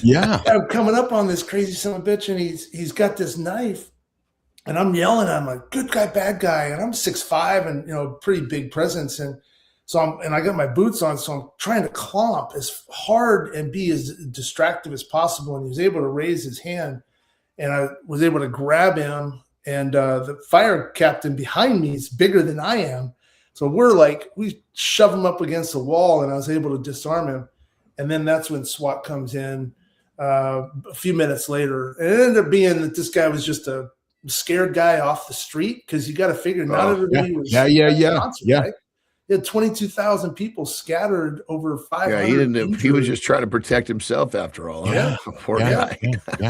I know. Yeah, and he gets slammed by me. But well, I guess that's what happened. You wave around a knife, yeah, don't wave around a knife. But it was really hard. But at the end of the night, 2 SWAT officers came up to me. I was covered in blood on my left side, and they came up and they put their hand on my shoulder and said, "Sir, you can stand down." And at that moment, my world just absolutely collapsed. I broke down. I hit the ground. I was under the ground, so to speak, and what was so inspirational is we were now in a room with about probably 1,000 people as they were pushing everybody into one place so they can kind of control the scene. And I had so many people come up and they just lifted me up. They didn't want to see me on the ground. And, yes, the gratitude and everything was amazing, but how was I supposed to live? How was I supposed to keep moving now, be a dad, be a husband? We just moved to Texas. So, a new job and everything else was just completely destroyed from that. But like you said, Keith, you keep your boots moving forward. And that was my mentality, is I just didn't stop. From MLB scout to mass shooting survivor, Todd Blyleven's hanging out with myself and John Anderson's morning live on Mornings in the Live with Keith, John, and friends. In about 5-6 minutes or so, we got Brianna Bass joining us. We're talking how to have more sex in 2026. So Brianna, just ask for your patience here. We're wrapping up with Todd here in a couple minutes, because I do want to get to this, because this is important. Todd, you go through this crazy experience. You're trying to reconnect with your wife. You come home a hero, but I know, John knows, inside you're not feeling like one. You're deteriorating. How do you not, maybe you did, but how do you not end up in the bottle? How do you not end up with addictions? How do you not end up doing crazy shit that you're regretting later? Or maybe you did, but talk to us for a minute or so about healing, about looking in your own mirror and finding a way to get through it mentally. Todd Blyleven. Yeah. Luckily, I did not go to the bottle. I didn't go to pills or anything else. I had friends. I had good peer support group. A man of faith. Huge man of faith. So good for you. Good for you. I dove hard into going to church. Yes. And just trying to really center myself. I needed to get balanced again. I knew I was unstable, and I didn't like living that way. The nightmares, the headaches, the stuttering of speech. I couldn't control my breath. I didn't like that feeling. And so I finally raised my hand. After a couple months of trying to battle it myself, I realized I was losing. And I raised my hand. I asked for help. So I went and found a therapist. Good for you. That was amazing, right? It took me a few tries to find somebody that I could actually speak with. And through that journey, through my faith journey, and then realizing that I had a group of individuals, I called them my pals and my rocks. Yeah. Pals were guys that could share experiences, combat vets, police officers, people that had seen that mass casualty. And then my rocks that I could truly talk to about anything in my life, and they wouldn't judge me. It was a safe place. They were men that, and I have one woman that's a rock that had experienced that kind of tragedy that we can talk to. And I just started writing. I got into therapy, started writing poetry, started writing songs, and then I started writing a book. So I'm about 270 pages into a memoir book. There's a movie script that was created from my life story on this whole thing and my upbringing in sports. But then I started speaking. So I gave a TED Talk, did a podcast. So I do a podcast like you guys. And then all of a sudden I realized that it's not what people want to know what happened in Vegas, but they really want to know how I got back to where I am today. That's exactly it. So I wrote a book called Walking with Your Trauma, where you learn how to still be the beast inside, but learn how to walk with peace. I have my 3 pillars of strength that I walk people through on how to identify the trauma. You don't have to go through a mass shooting to have trauma, right? We all know that. Yes. And everybody's experience, even though you might be sitting in the same car in a car accident with someone, their experience is going to be different than what yours is. Or you get into a fight, or whatever situation happens in life, you lose a job, it's different. It's traumatic. So how do we, especially men, pull ourselves up start learning how to center ourselves again and learn how to walk with that trauma instead of just bury it in the back of your mind when it's going to kick you every so often. You're going to get irritable, you're going to drink, you're going to commit suicide, all these things. So I speak to a ton of military groups, first responder groups, universities, schools across the country about learning how to control it, name it, make it physical in your mind. So now you've got control over that. It's not a invisible presence. And then learn how to push that thing back out. I call it the trauma sphere. And you push that trauma out in front of you so you can walk with it with pride and pin your shoulders back again and own your life. And that's what I talk about today with a lot of different people. It's been amazing. It's been an absolute amazing journey. Todd, we got our next guest our next co-host coming up here in a minute here, Brianna Bass. We're talking how to have more sex in 2026, moving on from you. But Todd, I want to do this, man. I want to extend an invite to you to come back with us and continue the conversation around movement, because, you know, Keith and John have been very fortunate and grateful to meet many different humans that have gone through tragedy. And the common theme is this idea of a non-negotiable that you were raised with, or something that just kind of gets you up and gets going. We had somebody who lost his dad, lost his partner, and lost his dog in a week or whatever it was. And his non-negotiable was just his regular routines. I'm really struck by Dad's message to you about movement, right? And that's just, and John had a rough night last night, got a few hours of sleep, but he showed up today. The idea of movement, right? Get to the gym just to get that movement, right? And what's striking me with your story is that had Dad not talked to you about moving, I don't know if you're here today, man, because the idea of movement, the non-negotiables, you running back to that mass shooting, when it all ended, what did you do? You got moving again.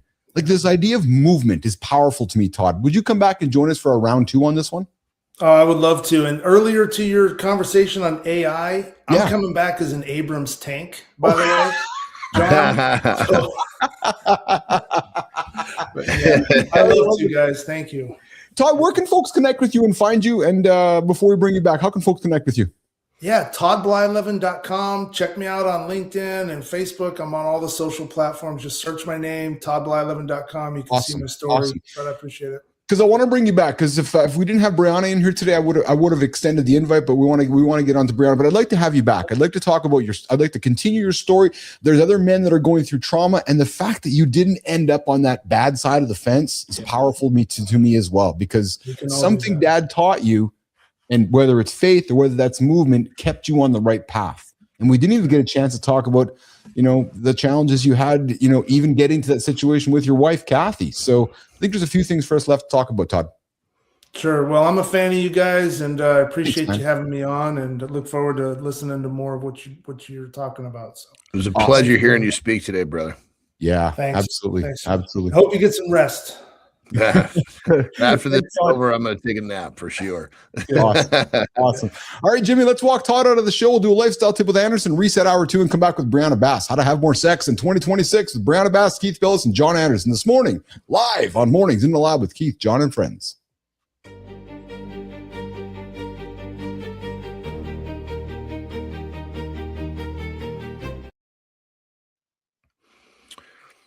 All right, we're going to keep this baby short, sweet, but powerful.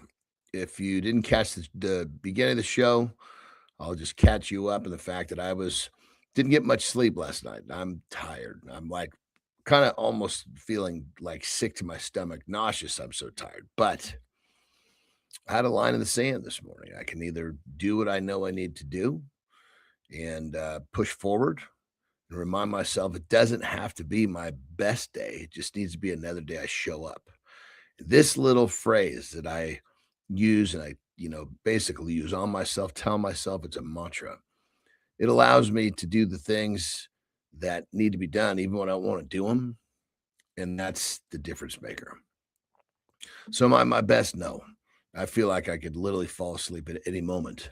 And I will. When I'm done with this, I'm going to go grab a quick nap and get myself back up to par. But the bottom line is, I just reminded myself, doesn't have to be my best day. Just has to be another day I show up. Rock and roll.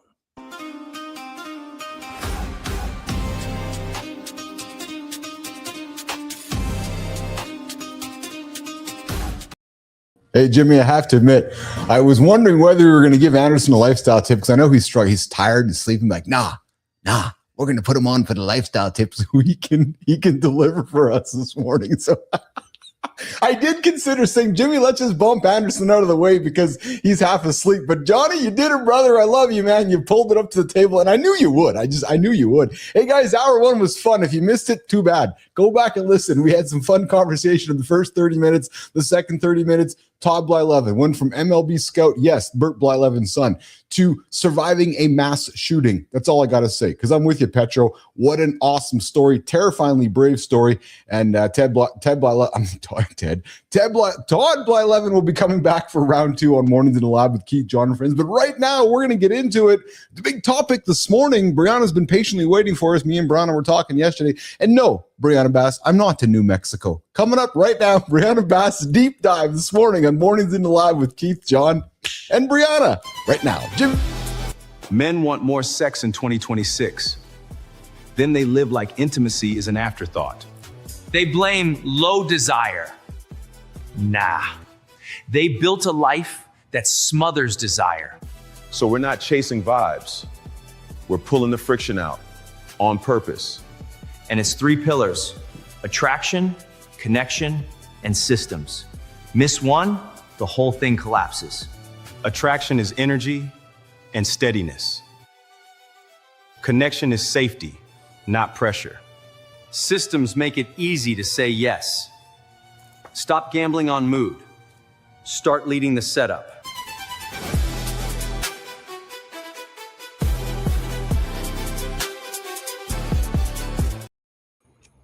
Did we actually use friction in that opening comment there, Neiman, when we're introducing our segment here on how to have more sex with friction in the opener? Awesome. I love that. want to know why they were like speaking to each other about all these problems, because that doesn't prove that they're gay. I don't know what does.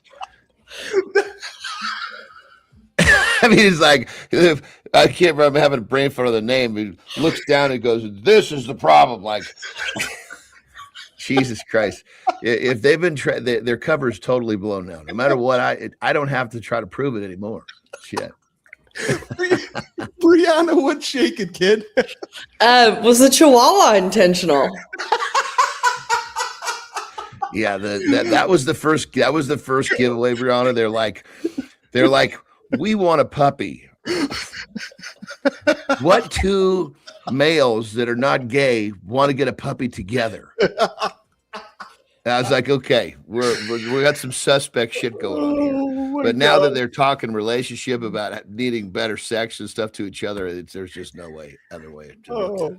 Brianna, how are you this morning? Welcome back to our second episode of No Safe Words with Brianna Bass, our sex and relationship segment with Keith and John. How are you this morning, kid? How are you today? Did you get up earlier today? I did. I got up early. I've been up at least an hour. Johnny, after the last show, me and Brian are talking. She goes, I got to get up earlier. I'm like, yes, get your ass up earlier. So I sent her a text. I said, got to get up earlier for the show today for Keith. And Johnny's half asleep today. So your energy is good, Brianna. You're good. You're good. I did not get much sleep last night. Let's get into the big conversation. I did some research on this one, and this one is actually trending. Let's be honest, Brianna. A lot of men say they want more sex in 2026, but they keep doing the same things that make it harder, not easier. Why do guys blame desire when the real problem is friction in their marriage or in the relationship? And that is the problem to get into having the more sex. Where do you want to start this one, Brianna? Oh, there's a lot to say here. Well, for the point you said, right? Men blame desire because that's putting it on the partner, probably. That's putting it on the female. It's easy, right? Pointing the finger, right? Very easy to point the finger, point the blame. Also, it makes it maybe not about them, right? It sounds like it's biological. If we think about libido, right? It sounds like some automatic process, some automatic system that we're having versus the truth, right? What we're talking about with the pillars and sort of this foundation and all the other stuff. It's that's complicated. That's complex. We don't know what to do with it. So I'd blame desire too. Interesting. Johnny, what's your thought on this? Well, you see, I've seen this a bunch of times where you see like the man will, oh, well, she just doesn't turn me on anymore. No, your freaking boner doesn't get up anymore. That's the problem. You're just embarrassed that you can't get a good piece of wood. So you want to blame the fact that your partner's put on a few pounds. Take your shirt off and look in the mirror yourself, lard ass. Yes. Jesus Christ. Yeah. Yeah. Yeah, mental blame, to your point, right? Attraction fades. She's no longer attracted to me. Also, life is busy. We're busy. We're exhausted. That's a big one, right? So, not really the case. The lack of sex is a symptom. Is attraction something that we are born with, or is it something that we build over time? When I was looking at this and I was putting this conversation together and I threw some questions together, this one struck me. Because I know what I'm attracted to, and I, whether I was born with it or whether I was taught about it, but is it something we build, Brianna?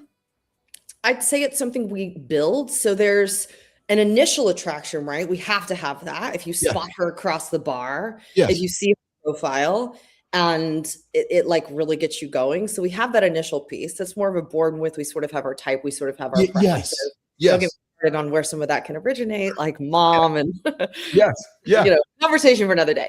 But nonetheless, then we have the building part, right? Which is where this person has unzipped, let me in over time, and I have thought, wow, the world is incredible. When I'm with them, I feel alive. I feel intoxicated. I feel like I'm experiencing life again. You see their mind, you see their soul, you see their nuance, you see perhaps their struggle. Within all of that is the building of attraction, and it can literally increase your physical. If we measured you, how hot you found this person, and then how hot you found them afterwards, even though nothing changed physically, I guarantee you'd score, off the chart based on learning them more. So that's one thing to note, right? That physical attraction absolutely is connected. It's all interconnected. Yes, to all those different nuances. And for women, more than men, that is interconnected to emotional safety and things like that.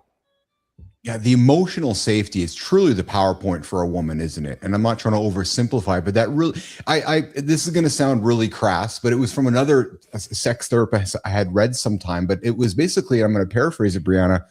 If you're expecting a woman to spread her legs for you, you need to give her emotional safety. And I know it sounds really crass, but like to open, like for a woman to open herself to you, man, you better make her feel safe. I know it sounds so crass, but there's truth to that, isn't that, Brianna?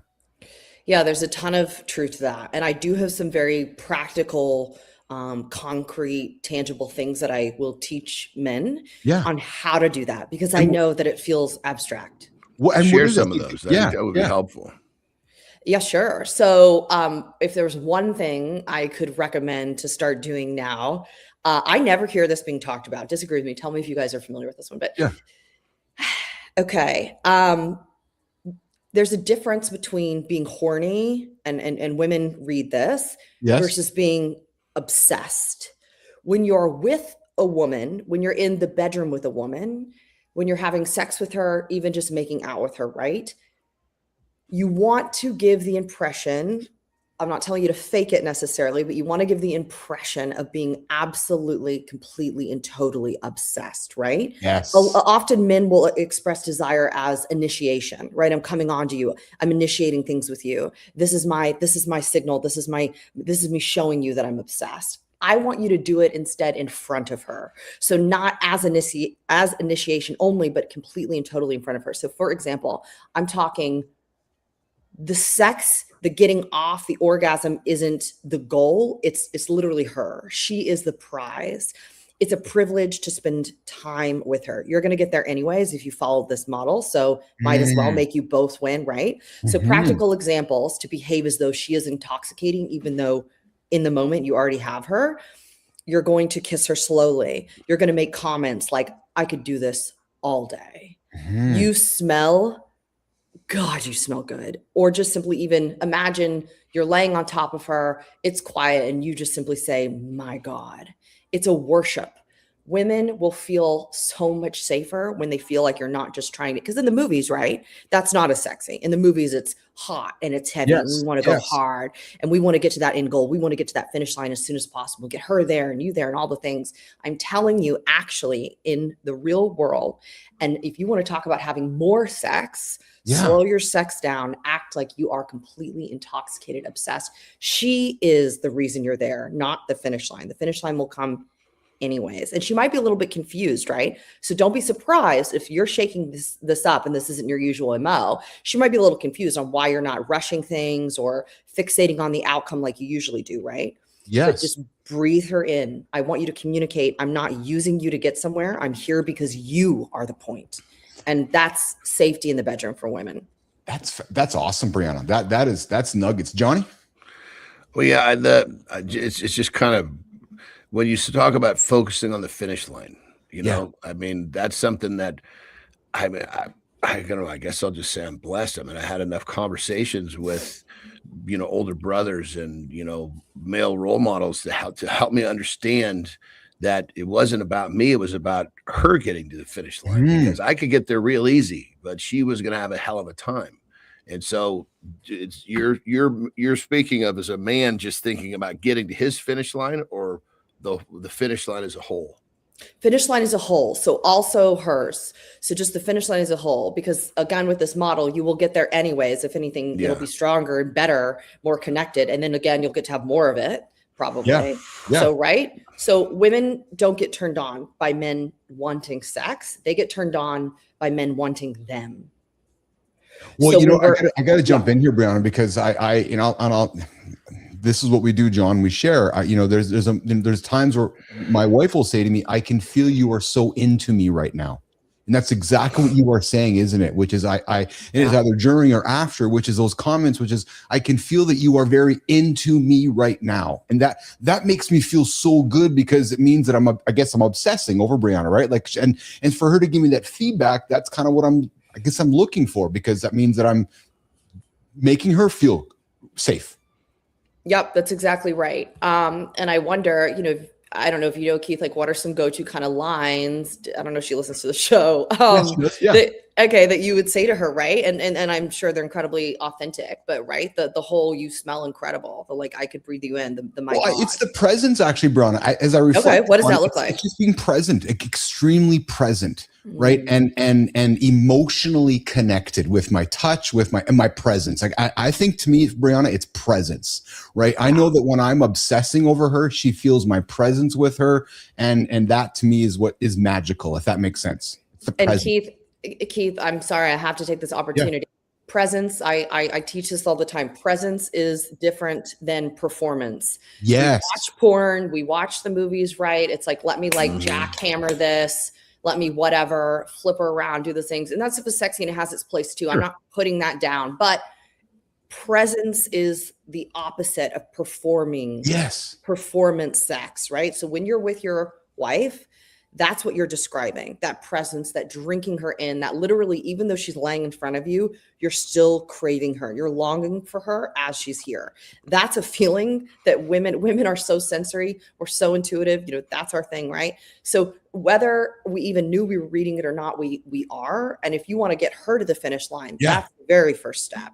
Talk about safety, feeling permission, feeling like this person wants me, and they're not fixated right on the finish line. Yes. That's what it is. That's what it is. So that's what you're describing. Well, to me, it feels like love. So I describe it to Lauren as love. Like it's like this mad love. Like I'm so in love with you that it's like. And AJ said to Johnny on the show one day with us, it's like, that's the best way for me to show it to you, is for me to be obsessed right now in the moment, to give you my presence. And for me, that's how I show it. I'll describe it as LOVE, love. If that makes any sense. Yeah. Yep. And I do want to be clear, even if someone's having more of a transactional sex, right? We're hooking up with an online date or whatever, or we don't love that person yet. We're not in love with them yet.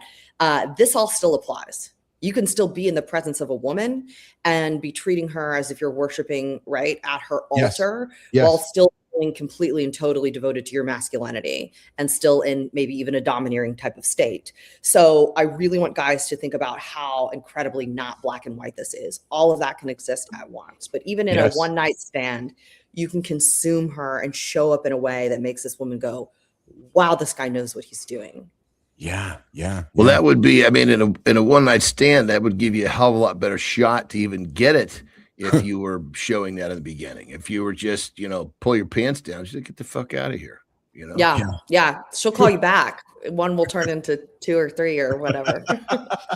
We got a question from the community here. We got Petro joining up here, John Petrocelli, Brianna. Some people say, show me a drop dead gorgeous woman and I'll show you a man who's tired of fucking her. How much validity, my word, Petro, how much validity is there in this view? And I think we've heard it all. Listen, we've seen it all, right? A drop dead gorgeous woman, attractive man. You're like, why is that guy cheating on her? Why is that guy fucking around on her? Yet it seems like it happens so often. Why is that, Brianna? Yeah, a few different things, right? I mean, behind their curtain, what's happening behind their curtain? There's resentment, I'm going to assume, that's present. Exhaustion is probably chronic, things like that, right? So there's something going on with their relationship, in which sex is, and the lack of, is the signal or the representation of that underlying issue, no doubt. No one's a unicorn. This stuff applies universally. The only couple of exceptions I would state, right, if you've got a man, which still sort of applies to what I just said, who needs validation. So it's something I commonly see, right? Men need validation and it needs to come in the way of sex. So someone will be quite, quote, happy or love, or their partner will be beautiful, and they will still be going out and seeking that approval because that's how they come off going, okay, I'm still wanted, I'm still good enough. Yeah. So that's sort of a little bit of a difference, but. Johnny? Yeah, this is all really good shit. I mean, this is the kind of stuff that men need to hear because obviously, especially coming from a female and someone who's educated and trained in this whole field, I think this is stuff that a lot of men have probably never heard before. Yeah. Well, and Johnny, my next couple of questions throwing at Brianna really kind of link to your lifestyle as I've gotten to know you. So Brianna, as you get to know John, John's a systems man. He's very much a system for everything. John's success in life has been about systems. And the question I have for you is, what systems do men actually have that could make intimacy easier for their relationship? And then maybe the second part to that, again, Keith and John talk about it all the time, life expectancy work. We love our wives. We love showing our wives it. But why do disciplined men usually have better relationships? How do they connect the two? Is it because, again, looking at John, Brianna, is it because John's so diligent with his systems that he knows that part of his system is loving his wife, and that discipline keeps him committed? Is it as simple as that, Brianna? I would guess this is an off the cuff for me. So I would guess that disciplined men are less likely to assume that sex should function independently of the relationship. What I mean by that is, if I'm a disciplined man, I'm going to assume, and I look at things as systems, I'm going to assume that a man like that sees that interconnectedness and sort of the machine, the engine running, right? And gas goes here and these things sort of happen. I don't know that language, but when they understand that sex does not operate independently of all of the other system, that's what's allowing them to have incredible sex and their partner to be completely intoxicated by them. So when I understand that there's 8 forms of intimacy and I have to show up in all these different ways to uphold that 8th, which is sex, that's a system. That's a system. So upholding that means, okay, my system is running, my gas is pure, everything's firing correctly here.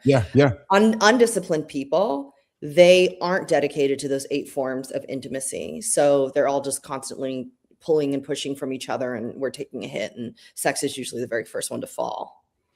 Yeah. No safe words. Brianna Boss, Keith Billis, John Anderson having a great chat right now. Man, you're dropping nuggets here. It's funny, John. This is good. This is good stuff.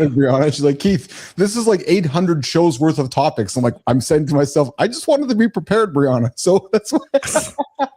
So I got a text from our hotline yesterday over the weekend. And Brianna, I know I shared it with you because I wanted to be prepared for it. But Johnny, the text goes like this. And I think this is relatable to a lot of folks that have been married or in a relationship in a long time, which is, we've been together a long time. Sex is fine, but predictable. What's one way to shake things up in our relationship? Okay, I know this is not sexy, guys, but they did a ton of studies. I think I've talked about this before. They did a huge, massive study, and they did a bunch. And the number one predictor of a killer sex life was the ability to talk about sex. It wasn't dildos. It wasn't butt stuff. It wasn't novelty. It wasn't adding a third person in the bedroom or whips and chains. It wasn't how long the couple had been together or any of those things, even the frequency in which they were doing it. It was, can they talk about sex outside of the bedroom? So I'm not talking about while doing it, right? Men do not get into solution or problem solving mode in the bedroom, right? So outside of the bedroom, can we talk about it in a way that is fruitful, productive, safe? And that is the number one, based on so many studies, contributor, predictor of long-term sustainable sex that feels alive. And it's through those conversations that this individual would get the data that they need to mine to know what to change, right? She'd be able to speak up about, well, when you do this particular thing with your hand, when you hook it like this, I actually had a fantasy about this once, right? You might have to get there and sort of escalate over time, but they got to start talking. I guarantee you this person is not talking outside of the bedroom. Start. No, that's so true. I mean, when I get to hear from Terry what she liked and what really kind of what pushed her button, to me that's just like, holy shit, this is like gold. Yes. I know exactly, I know that it's just a roadmap, I mean, it's like, it takes the blindfold off, and I remember before the first time Terry and I were hanging out, we actually had a conversation about sex and what she liked, what she did. And of course she was asking me questions too, but I mean, getting that idea of which direction to go right out of the gate is massive. Yes. Yeah. I know, Brianna, I had another one to throw on the table, but I'm not going to today. I'm going to save it for our next one. So I want to keep us here because something you said and Johnny said, because it seems so obvious, Brianna, that clear communication with a lover or a partner should seem so obvious in the bedroom, yet you have a job because it's not so obvious. Why is communication with our partners so difficult when it comes to having sex? Seriously. Yeah, it is difficult. It's ridiculous, isn't it? Like, yeah, I have such empathy for this. I have such, not only that, let me normalize for everybody that it is difficult. So I'm going and telling you to start talking about it. You're going to feel weird doing that. Yeah. And then 2, let me also normalize that it can get worse before it gets better because talking about it creates this elephant. There was already an elephant in the room. Oh, yes. Now we're coloring it in, making it neon, making it bright purple. It's like, shit. And then you get in bed and you're like, well, this is what we talked about. And your head's, loud and racing. I know. It's not missed on me. So this isn't as easy as it sounds. And if you've been in a funk or in a way for years, potentially in a relationship, it's going to feel really unnatural and really uncomfortable. So, right, you would work with someone like me or just through watching things like this show and start to act in spite of, just like a gym or going and doing something where you're going like, hey, this isn't really my wheelhouse. This isn't my space. I'm going to go towards the noise. I'm going to go through it. Same thing. You do it anyways. You lead. If you want to be a leader, you're going to do some uncomfortable stuff. If you want the sex life to change, you're going to have to do it. But yeah, it's clunky to talk about. It's this thing that men see as tied into their personal worth, right? That's how media portrays it, right? They see poor sex as a personal rejection. I am not good enough. And they see it as a hit to their market values. There's a lot of stuff going on up here. If that's the case, I wouldn't want to talk about it either. Have the conversation, though, Brianna, wouldn't that be the reason to have it? I mean, when you think so, putting sex aside in any task that I'm trying to, perform and do well, when I actually understand what it takes to do it well, oh shit, that's more than half the battle. The execution is the easy part. It's like, okay, here we are. You said you like this. I surely am not going to fucking feel weird about doing it. Maybe if I didn't know, that would be the weirdness, John, Brianna, maybe, and Melissa put it up here. She raises a good point. And John, you and I talk about it all the time. I joke with you. Piper spends more time learning how to color a fucking map instead of talking about how to pick partners. Is it maybe this, Brianna and John, that our parents or us don't normalize these conversations? So I wasn't raised in a house where it was normalized. And I don't know, John, if you were, but Brianna, I don't know if you were, but I wasn't. I talk about this with my kids. I normalize this because this is normal. So I got no problem talking to my kids like I'm talking to you guys. Brianna, John, is this part of the big problem? Is that there's a generation of folks like us and Johnny and Keith and Petro and maybe you, Brianna, a little bit younger, where our parents didn't normalize it for us. I mean, I told my kids, I said, look, I said, and they're girls, keep in mind, not Yes, boys. yeah. Right. They're like, listen, there's a lot of rough shit out there. Stay away from the booze, stay away from the drugs.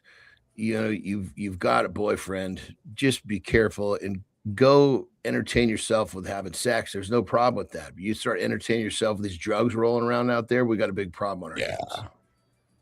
You know, and if you need some help with, you know, like, of course, birth control, you know, this is all open. It had to be, because the parent has to open the topic. The kid's not going to come and fuck. 100%. The kid may, but, you know, the parent has to lead. Yeah. Brianna? Yeah, I got to say, just to poke a little bit of a hole, I think the difference between going, okay, I'm performing not great at this thing, so I treat it like a business and I go attack it. I want to get as much feedback as possible. What can I do better? How can I improve? This is a little bit different, because I think when the subject of sex in a relationship, especially if it started strong, the impression is that it should be a layup. This should be happening naturally. This isn't something that I should have to build to. Like at work, if I got hired in a new role, I'm going to have this curve, this learning curve. This shouldn't be that. This should be the easy button, right? So when it starts to get clunky and awkward and less frequent, and it's down to once a month instead of once a week or 3 times a week, right? We are feeling incredibly insecure about that, because the assumption a lot of men feel is that this should be something that is natural for me and I should already know how to do all of this. We shouldn't even be in a position where I have to performance review this. The fact that I have to begin with is a fucking problem. I've already failed. Performance review this. I haven't heard it that way, but isn't that, because that's a shot to a man's ego, isn't it, Brown? At the end of the day. Absolutely. And what are you going to hear, right? You might have a little bit of avoidance there, right? What are you going to hear? That conversation might not even yield anything, right? She's going, no, it's great. It's great. Everything's good, right? Yes. Yeah. Is everything okay? Oh, it's perfect. Yeah. Jesus Christ. Basically saying, fuck you. You know, no, it's not. No safe words with Brianna Boss, Keith Billis, and John Anderson every second Tuesday here live on Mornings in the Lab with Keith, John, and friends. I just got to say this, Brianna, this is our second segment doing this, and this is awesome, man. You are dropping nuggets today, Johnny. I hope I'm thinking you're enjoying this as much as I am. Yeah, this is really good, Brianna. This is gold. I wish I had a little more energy to bring to the table, because this is a really good conversation. I'm just whooped. Forgive me. This is gold. But John, Brianna, before you guys go,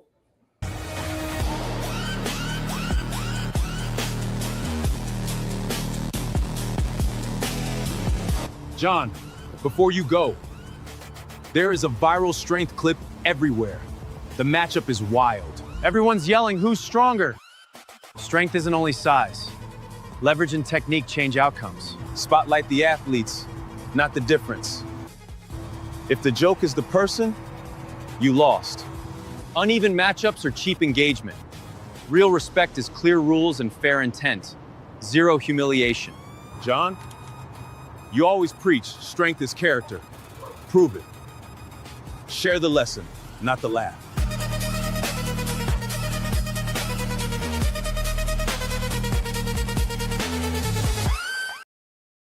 hey, team, we're going to have to get Brianna some wheels to get her into the lab and get her out of the lab here as part of this. But Johnny, I found something funny, man. I got dwarfs versus females in the gym. Check this out. This is so ridiculous, man. A bunch of females, Brianna, and a bunch of little men seeing who's stronger in the gym. And Brianna, when I created the show, I wanted to create a circus with all kinds of characters. So if I can't have them on a real show, I'm going to create them or bring them onto the show. So look at this. These little guys are trying to compete with the women in the gym. And dude, Johnny, the women are kicking ass, man. The women are kicking these little men's asses, but the men were keeping up. But you just see them, these little guys. And keep in mind, those females are not your average walking down the street with a fucking latte and a fucking muffin in their hand either. So I just, I don't know, man. Brianna, I grew up in a world where dwarf wrestling and wrestling was part of my world, and I find humor in it. So I had to have it on the show here today with these little men. I was gonna say, Brianna, he's enjoying this much more than we are. Just so you know, this is one of these parts where we do our entertainment comes from watching him, not the clip. Just nod and giggle with me and just play with me right now. I'm sorry. Just nod and giggle and go along with me right now. Brianna, what do you got going on today, kid? What's your world look like today? Oh, not gonna lie, I've got a meeting in 30 minutes and then another one at 10, 10:30, 11. I think it goes like that until 8 o'clock tonight, but no complaints. I always try to remind myself it's an absolute privilege. It's an absolute privilege. You get to, right? You get to I do get that. to. Yes. And I really do believe it. Eventually, just keep telling yourself your brain will catch up. That's awesome. That's awesome.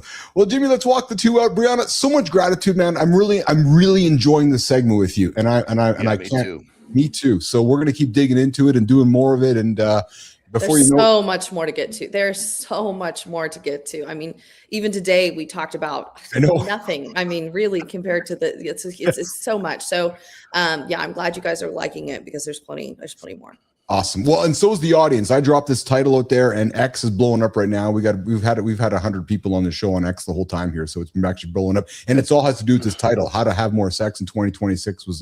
It's people are looking for a true story. We can keep going with it. I mean, there's so many more things, and I'll try to give concrete, practical. The whole go do this today, starting now. And then some more on the other sort of deeper stuff that sort of takes over time. I know that's not as fun, but probably even more impactful than the go do this one thing, but I'll try to give you guys both. Yeah, and we'll keep getting better at it. Absolutely. What I took from this is just obsess. Like if you want to have more sex with your wife, obsess over her. Make her feel like she's the most important. Again, I hate to make it sound crass, but if you want her to open your legs for you, you got to make her feel like it's worthwhile, because that emotional, like I even think myself opening my leg, that's a vulnerable state. So when I read that, I was like, oh yeah, that really kind of struck me, Brianna, because I'm asking a lot of you as a female to do that for me. And I got to make you feel safe to ask you to do that for me. So absolutely act like as she's with you, you're still craving her and she's sitting right here. You're drinking her up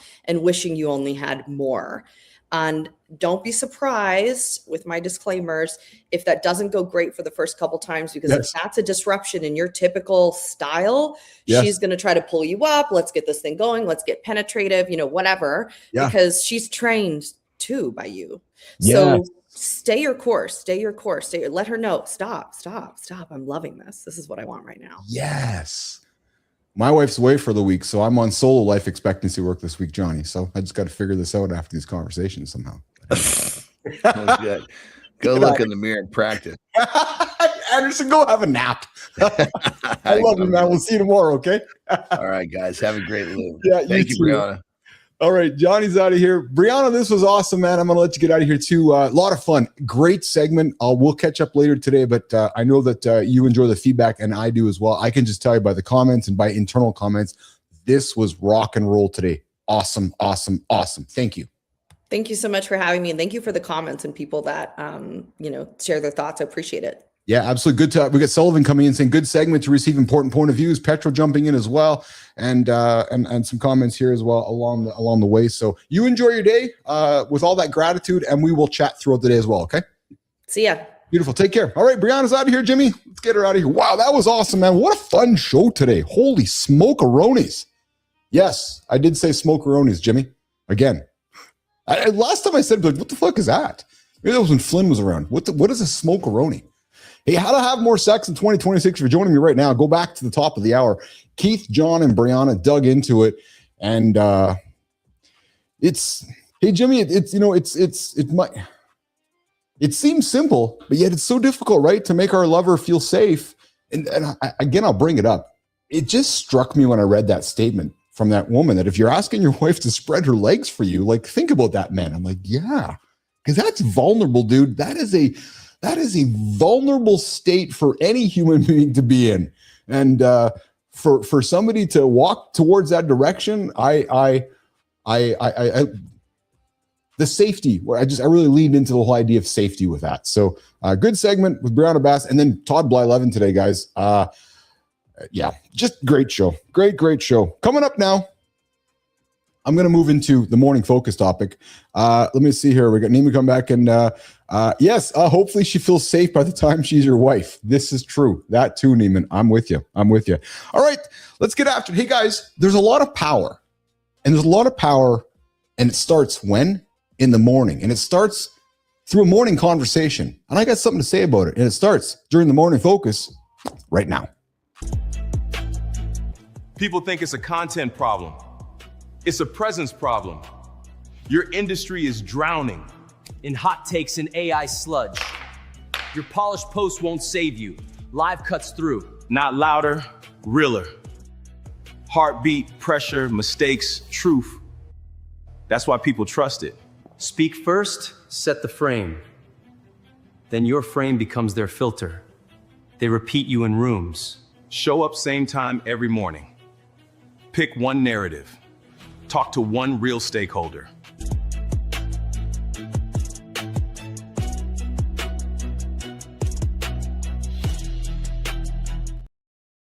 Guys, come join the conversation. 431-300-3005. 431-300-3005. You can phone me. You can leave a voicemail. You can leave me a text. I got a text over the weekend. It's from somebody who knew Brianna Boss was showing up, and they said, "Hey, Keith, I got a question for Brianna." I put it on the air. My wife and I are going to have more sex, and we need to learn how. So 431-300-3005, or phone me after we're done the morning focus segment. We'd love to hear from you, where you're joining me from, and just come join the live conversation with us. And it happens every single day live right here, 8 o'clock Eastern time, YouTube, LinkedIn, and X. And for everybody tuning on X this morning, thank you guys.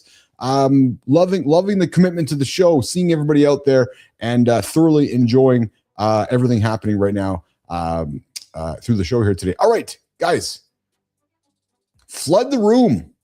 Yes. You can flood the room by owning the morning and owning the narrative, because let me tell you what I stopped believing. I stopped believing that getting your message out is a content problem. It's not. Guys, it's not. And if you're a leader, you're a founder, you're a business owner, this monologue coming up is for you. Because it's a presence problem.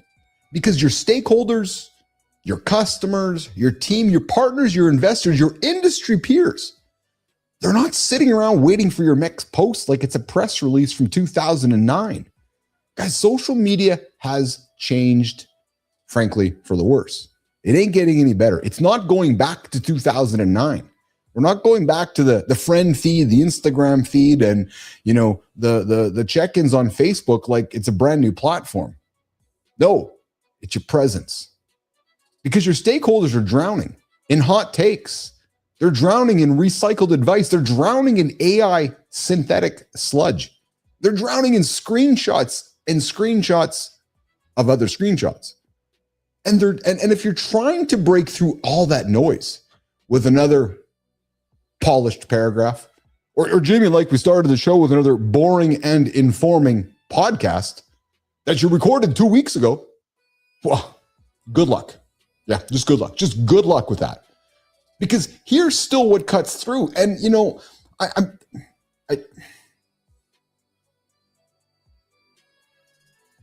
a morning live conversation. Not because it's louder, because it's real. It's a habit. It has a heartbeat.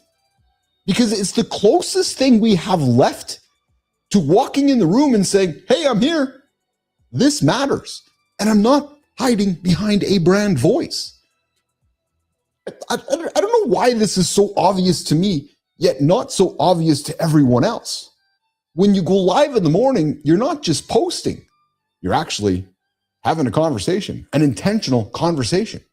You're telling the market, you're telling your stakeholders, you're telling your people, "I'm here, I'm awake, I'm paying attention to you, I'm thinking out loud in public, and I'm leading in real time." So whether you're my customers, whether you're my investors, whether you are my employees, I'm showing you that I'm here. And here's the part that Jimmy puzzles me, that people miss. Your stakeholders, you guys, they just don't want information. The news is a commodity. Information's readily available. Snap your fingers. It's available on ChatGPT. No, your stakeholders, they want orientation. They want to know. They want to know what we should care about today. Keith, what are you caring about today? Because maybe we should as well. I know when Petro hears us talking about something, he's thinking, because I'm thinking Petro today is going back into his own world, thinking about his relationship with his wife, because we're talking about it today. I'm thinking Good Times doing the same thing. What does it mean for me? What are we doing about it? Who's actually having these conversations out loud? Well, a morning live show, whether it's a show, whether it's a conversation, whether it's a dialogue, whatever you want to call it. But the morning live show answers those questions before the day gets noisier and before everybody else. Do you want your stakeholders to get the answers from other untrustworthy sources? Because if you do this consistently, you don't reach your industry. You flood it. Because live, it has this weird superpower. It creates a moment in time, and moments create memory. And what does memory do? Well, it creates momentum. Think about how stakeholders actually make decisions. They don't make decisions because they read your 10-point carousel. Think about that, you guys. Think about this. Stop the fucking carousels. No, they make decisions because they trust you. Yes, because they heard you. Because they watched you handle pressure. Because they watched you show up after 3 hours of sleep and you were tired, but you still showed up. Because they've watched you respond when things are messy. Because you didn't vanish when the questions got sharp. You can't fake any of that shit. And you can't fake any of it with a pre-recorded podcast or with a scheduled post. But you can build it fast with a daily morning conversation, a habit, as I like to call it. And this nation is how you set the narrative. Not by arguing with what everyone said yesterday. No, that's yesterday's way of doing things, but by being the first person that your people hear today. Oh, what's that? You want me to repeat that? Yeah, but by being the first person that your people hear today. Because when you do that, you set the frame early, not your competition. And that frame you're setting, it becomes the filter. And once people accept your frame, your story, your words, wow, I've seen it. They start repeating your words in rooms that you're not even in. That is when you know your messaging is working. When your stakeholder says, hey, I heard you say this, not I saw your post. Think about that. When your stakeholder says, hey, I heard you say this, what's your opinion on this? Not, hey, I saw your carousel. No, they heard you. They heard you. And that matters more because hearing is intimate. Hearing is human. And hearing, well, it bypasses skepticism. So here's the play. It's simple, but it is absolutely not easy. And it looks like this. Show up. Same time, every day. Not when you feel like it. Not when you've got something big, but every morning is something big. Because why? You get to be here. The world resets every single day. So do you. So do your customers. So do your employees. So do all of your stakeholders. So why not lead them? Pick one narrative you're going to own. Not 10, not 20, but one. What are you known for? What do you want to be the signal for? What's the sentence you want your industry to borrow from you? Because when you talk to that one real stakeholder live, a customer, a team member, a partner, a skeptic, don't be doing the interview thing. Don't be doing the performance thing. No. Just have the conversation most leaders avoid because it's not perfectly scripted, and then let the internet do what it does best. Spread what feels true. Because when you do this, you're not just building an audience, you're building a daily touch point, a habit with power, a daily reminder that you're not an idea, you're a leader with a voice. Do you want to be the leader with the voice? Or do you want to be the follower with the other sheep? And when you're the leader with the voice and the compounding is ridiculous, stakeholders start expecting you. They start planning around you. They start waiting for your show to start. They start sending you stories. They start bringing you problems earlier because you've trained them that, oh, well, that guy's there every single 8 o'clock, every Wednesday. He's there 8 o'clock for 30-minute conversation in real time. It must be important because he's doing it every single week. It's like it matters. And once that flywheel spins, I'm telling you right now, I've seen it.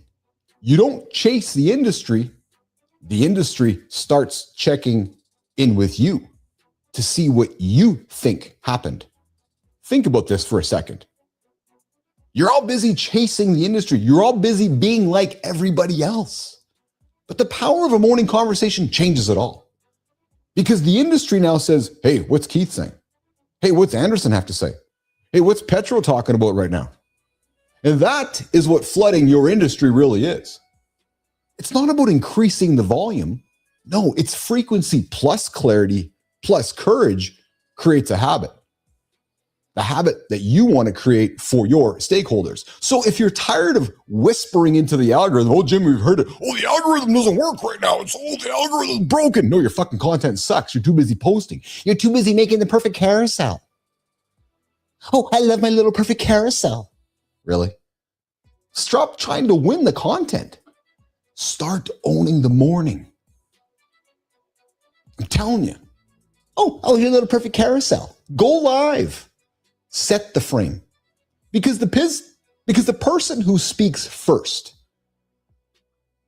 not last, the person who speaks first clearly doesn't just get heard, they get followed. Because they're not busy, making the pretty carousel. No. Because the person who speaks first clearly doesn't just get heard, they get followed. And if you're wondering whether this is too... If you think it's too much, it's only too much. For the version of you that's still asking, hey, how does my carousel look? Yeah, it's only too much for the version of you that's still asking for permission to do what? To lead. Be a leader. And stop posting, how's my carousel? And start a live morning conversation. Good morning, nation. It's time for the Community Corner. Today's theme is boring truth that changes everything. Burnout isn't weakness, it's biology breaking. Pick one tiny habit and protect your energy like it's payroll. Masculinity debate is real. Men know the rule. The problem is the scoreboard moved. What changed for you? And business scaling? It's boring reps, hard talks, daily discipline. Momentum looks sudden, but it's never sudden. Nation, drop one word. Biology, rules, or boring. Handsome Chief, you're up.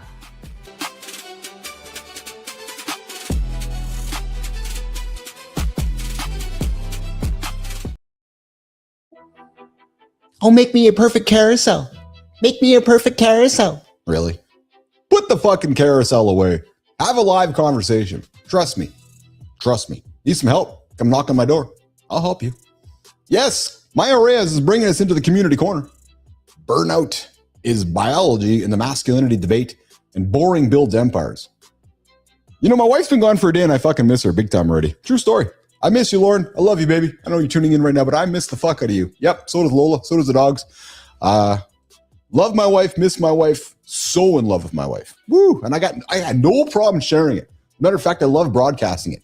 Put me on the biggest building in the world so I can tell the whole world how much I love her. Because I fucking am crazy about her. Her, yes. So attractive. Hey guys, YouTube, burnout isn't mental. Yes, it is. It's mental. Make me a carousel. Make me a carousel. Oh, make me a carousel, Jimmy. Hey, Dr. Alex Wimberly says burnout isn't a mindset problem. Jimmy's like, Kai's like, what the hell am I getting myself into in this show? Make me a carousel. Make me a carousel. Dr. Alex Wimberly says burnout isn't a mindset. No, it's a biological breakdown that builds silently over years. Yeah, because they're too busy making carousels. But the cortisol rhythm collapses and the blood sugar, it goes haywire. Your sleep quality tanks. You're running on caffeine and adrenaline instead of actual energy. Well, here's the shift. You don't need 1% of the health rule. No, you need small, boring, repeatable daily habits that compound over time. What is a good time? Rubbing one out at least 3 times a day. At least 3 times a day. Make me a carousel. Protein at breakfast, morning light within an hour, short walks after meals, and consistent wind down ritual before bed. That's the rubbing up part. So a good ritual before bed is rubbing one out. Make you sleep better. We should ask Brianna about that one. Yeah, I'm thinking that's exactly the question. But here's the question to ask yourselves in the mirror. Jimmy, I'm telling you, man, we are getting into the mirror business. Neiman, you watch, man. You fucking watch. In the next 12 months, we're going to be selling mirrors. I'm telling you right now. I don't know how we can't. Like, it's the greatest tool for this show, your own fucking mirror. Because if you can't look in your own mirror, how can you move forward? I'm telling you right now. I'm telling you, we're going to sell special mirrors. Neiman, you know what the special mirrors are going to be? They're going to look in it. The handsome chief's face is going to pop up. Make me a carousel. Make me a carousel. Hey, Substack says men know the rules of masculinity, but the game changed. Yes, Shelley over on Substack analyzed a GQ survey of nearly 2,000 American men who are making carousels. And the results? Well, men aren't confused. No, they're not confused about what masculinity is. They're confused about whether it still works. We got to ask this question for Brianna, I think. Yes. Strength, confidence, protection, toughness, responsibility. Men apparently still know the playbook, but the promised outcomes? Respect, stability, a clear role. Well, apparently they feel inconsistent and uncertain now. This survey, 68% of men think about how to be a man every single day. Do I sit when I pee or do I stand up when I pee? Is that what we're debating, Neiman? We're constantly, hey, we learned on the show, it's better to sit to pee. Yeah, just saying. But if you have a urinal in your house, you're probably not sitting down to pee. No. According to the survey, 68% of men think, is this a John Anderson stat, Neiman? 86% of men. Johnny, how do you know it? Well, it's 83 last week. 68% of men think about how to be a man every single day. So I only think about being a man every second day. Because every other day, I'm thinking about... No, I'm not going to say it. Hey, well, Shelley's arguing that the crisis isn't the men lost. You know it, Jimmy. You know it. Yeah, let's get after it, man. Have masculinity changed? Nah, I don't think so. I think just men got to look in the mirror. A mirror bought from Mornings in the Lab. That's it. Hey, LinkedIn, the boring secret to scaling a business. Oh, I know. It starts with the morning conversation. Day after day after day, creating habits. But Emma Laura Patterson scaled 2 businesses to multi-6 figures by 27. And here's what she learned. Most business work feels boring and repetitive. Yep, true motherfucking story. There are long stretches where nothing seems to work. Another true motherfucking story. Then suddenly, momentum. Her advice? Do hard things on purpose. Yeah, it's like Keith and John going for a run. Because Keith and John Petrocelli love running. So we do hard things on purpose all the time. Yeah. But hey, uncomfortable conversations. You want to have more sex with your wife? Go have an uncomfortable conversation with her. We talked about the Brianna Bastard today. Disciplined action, scary decisions. Yeah, that is where real growth happens. You want your wife to spread your legs for you? Go have an uncomfortable, intimate conversation with her. True story, because every difficult season is preparing you to hold the next level of responsibility because the earlier version of you couldn't handle what you're managing now. Think about that. You want me to say it again? The early version of you couldn't handle what you're managing now. Think about that.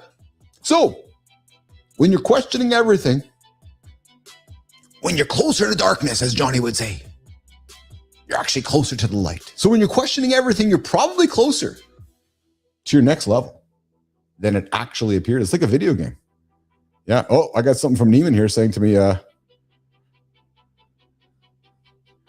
thought you were going to say her advice is, don't make a carousel. It's exactly it. Too many guys tell me make a fucking carousel. Hey, Maya Reyes, when you're done work today, just wondering, are you going to go and make a carousel? If you hate boring, you'll hate results. Results are boring. That's the deal. Your body runs on rhythms. Your identity runs on feedback. Your business runs on reps. Nation, what reps are you skipping? Let us know in the comments. Then follow us on LinkedIn, Substack, and YouTube.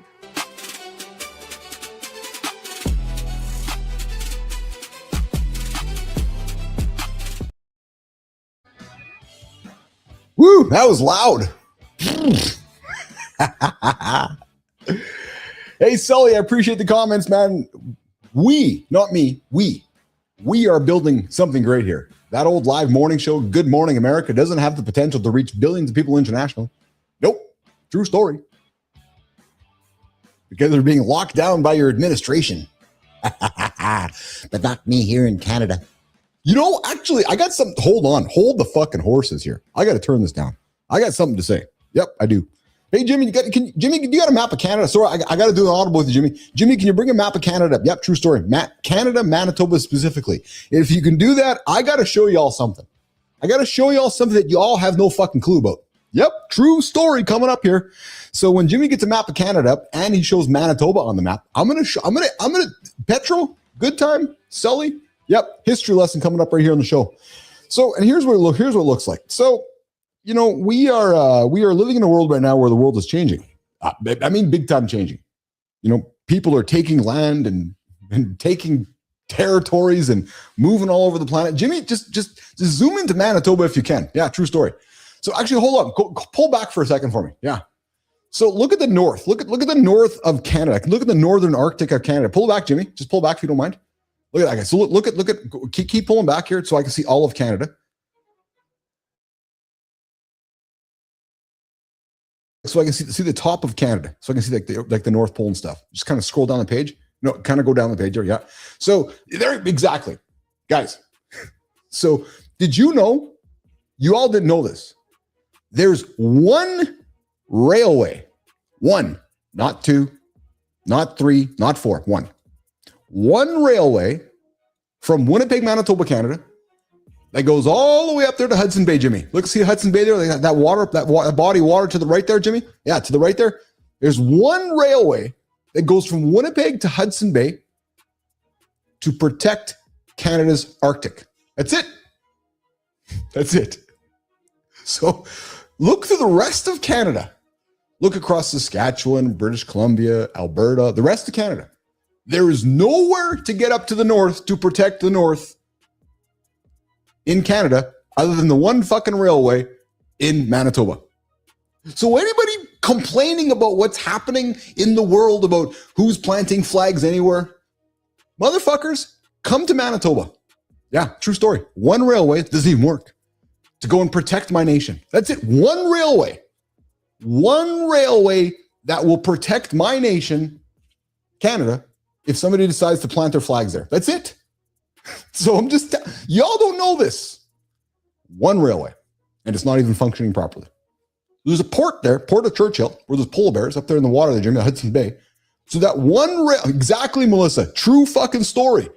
So you want to talk about sovereignty, Canada? You want to talk about protecting your nation? We got one fucking railway protecting all of Canada from somebody landing, and it's coming here in Manitoba. So don't talk to me about sovereignty. Don't talk to me about nation building. Don't talk to me about grabbing countries. Because if Greenland ends up over there, there's one route for Canada to get to the north, and it comes through my province. One. It's just actually fucking bizarre. Yeah, I'm with you, Neiman. But nobody wants to talk about it because we have one submarine and we have one airplane to protect us. So, but we got the one airway. Yeah, we got the one railway. People always ask me, hey, Bills, what's your politics? You want to know my politics? My politics are humans, love, and common sense. Yep, true story. Common sense would mean that we might need some more routes to protect the country. Because my common sense tells me that one airplane, one submarine, and one road probably not going to do shit. Yep, true story.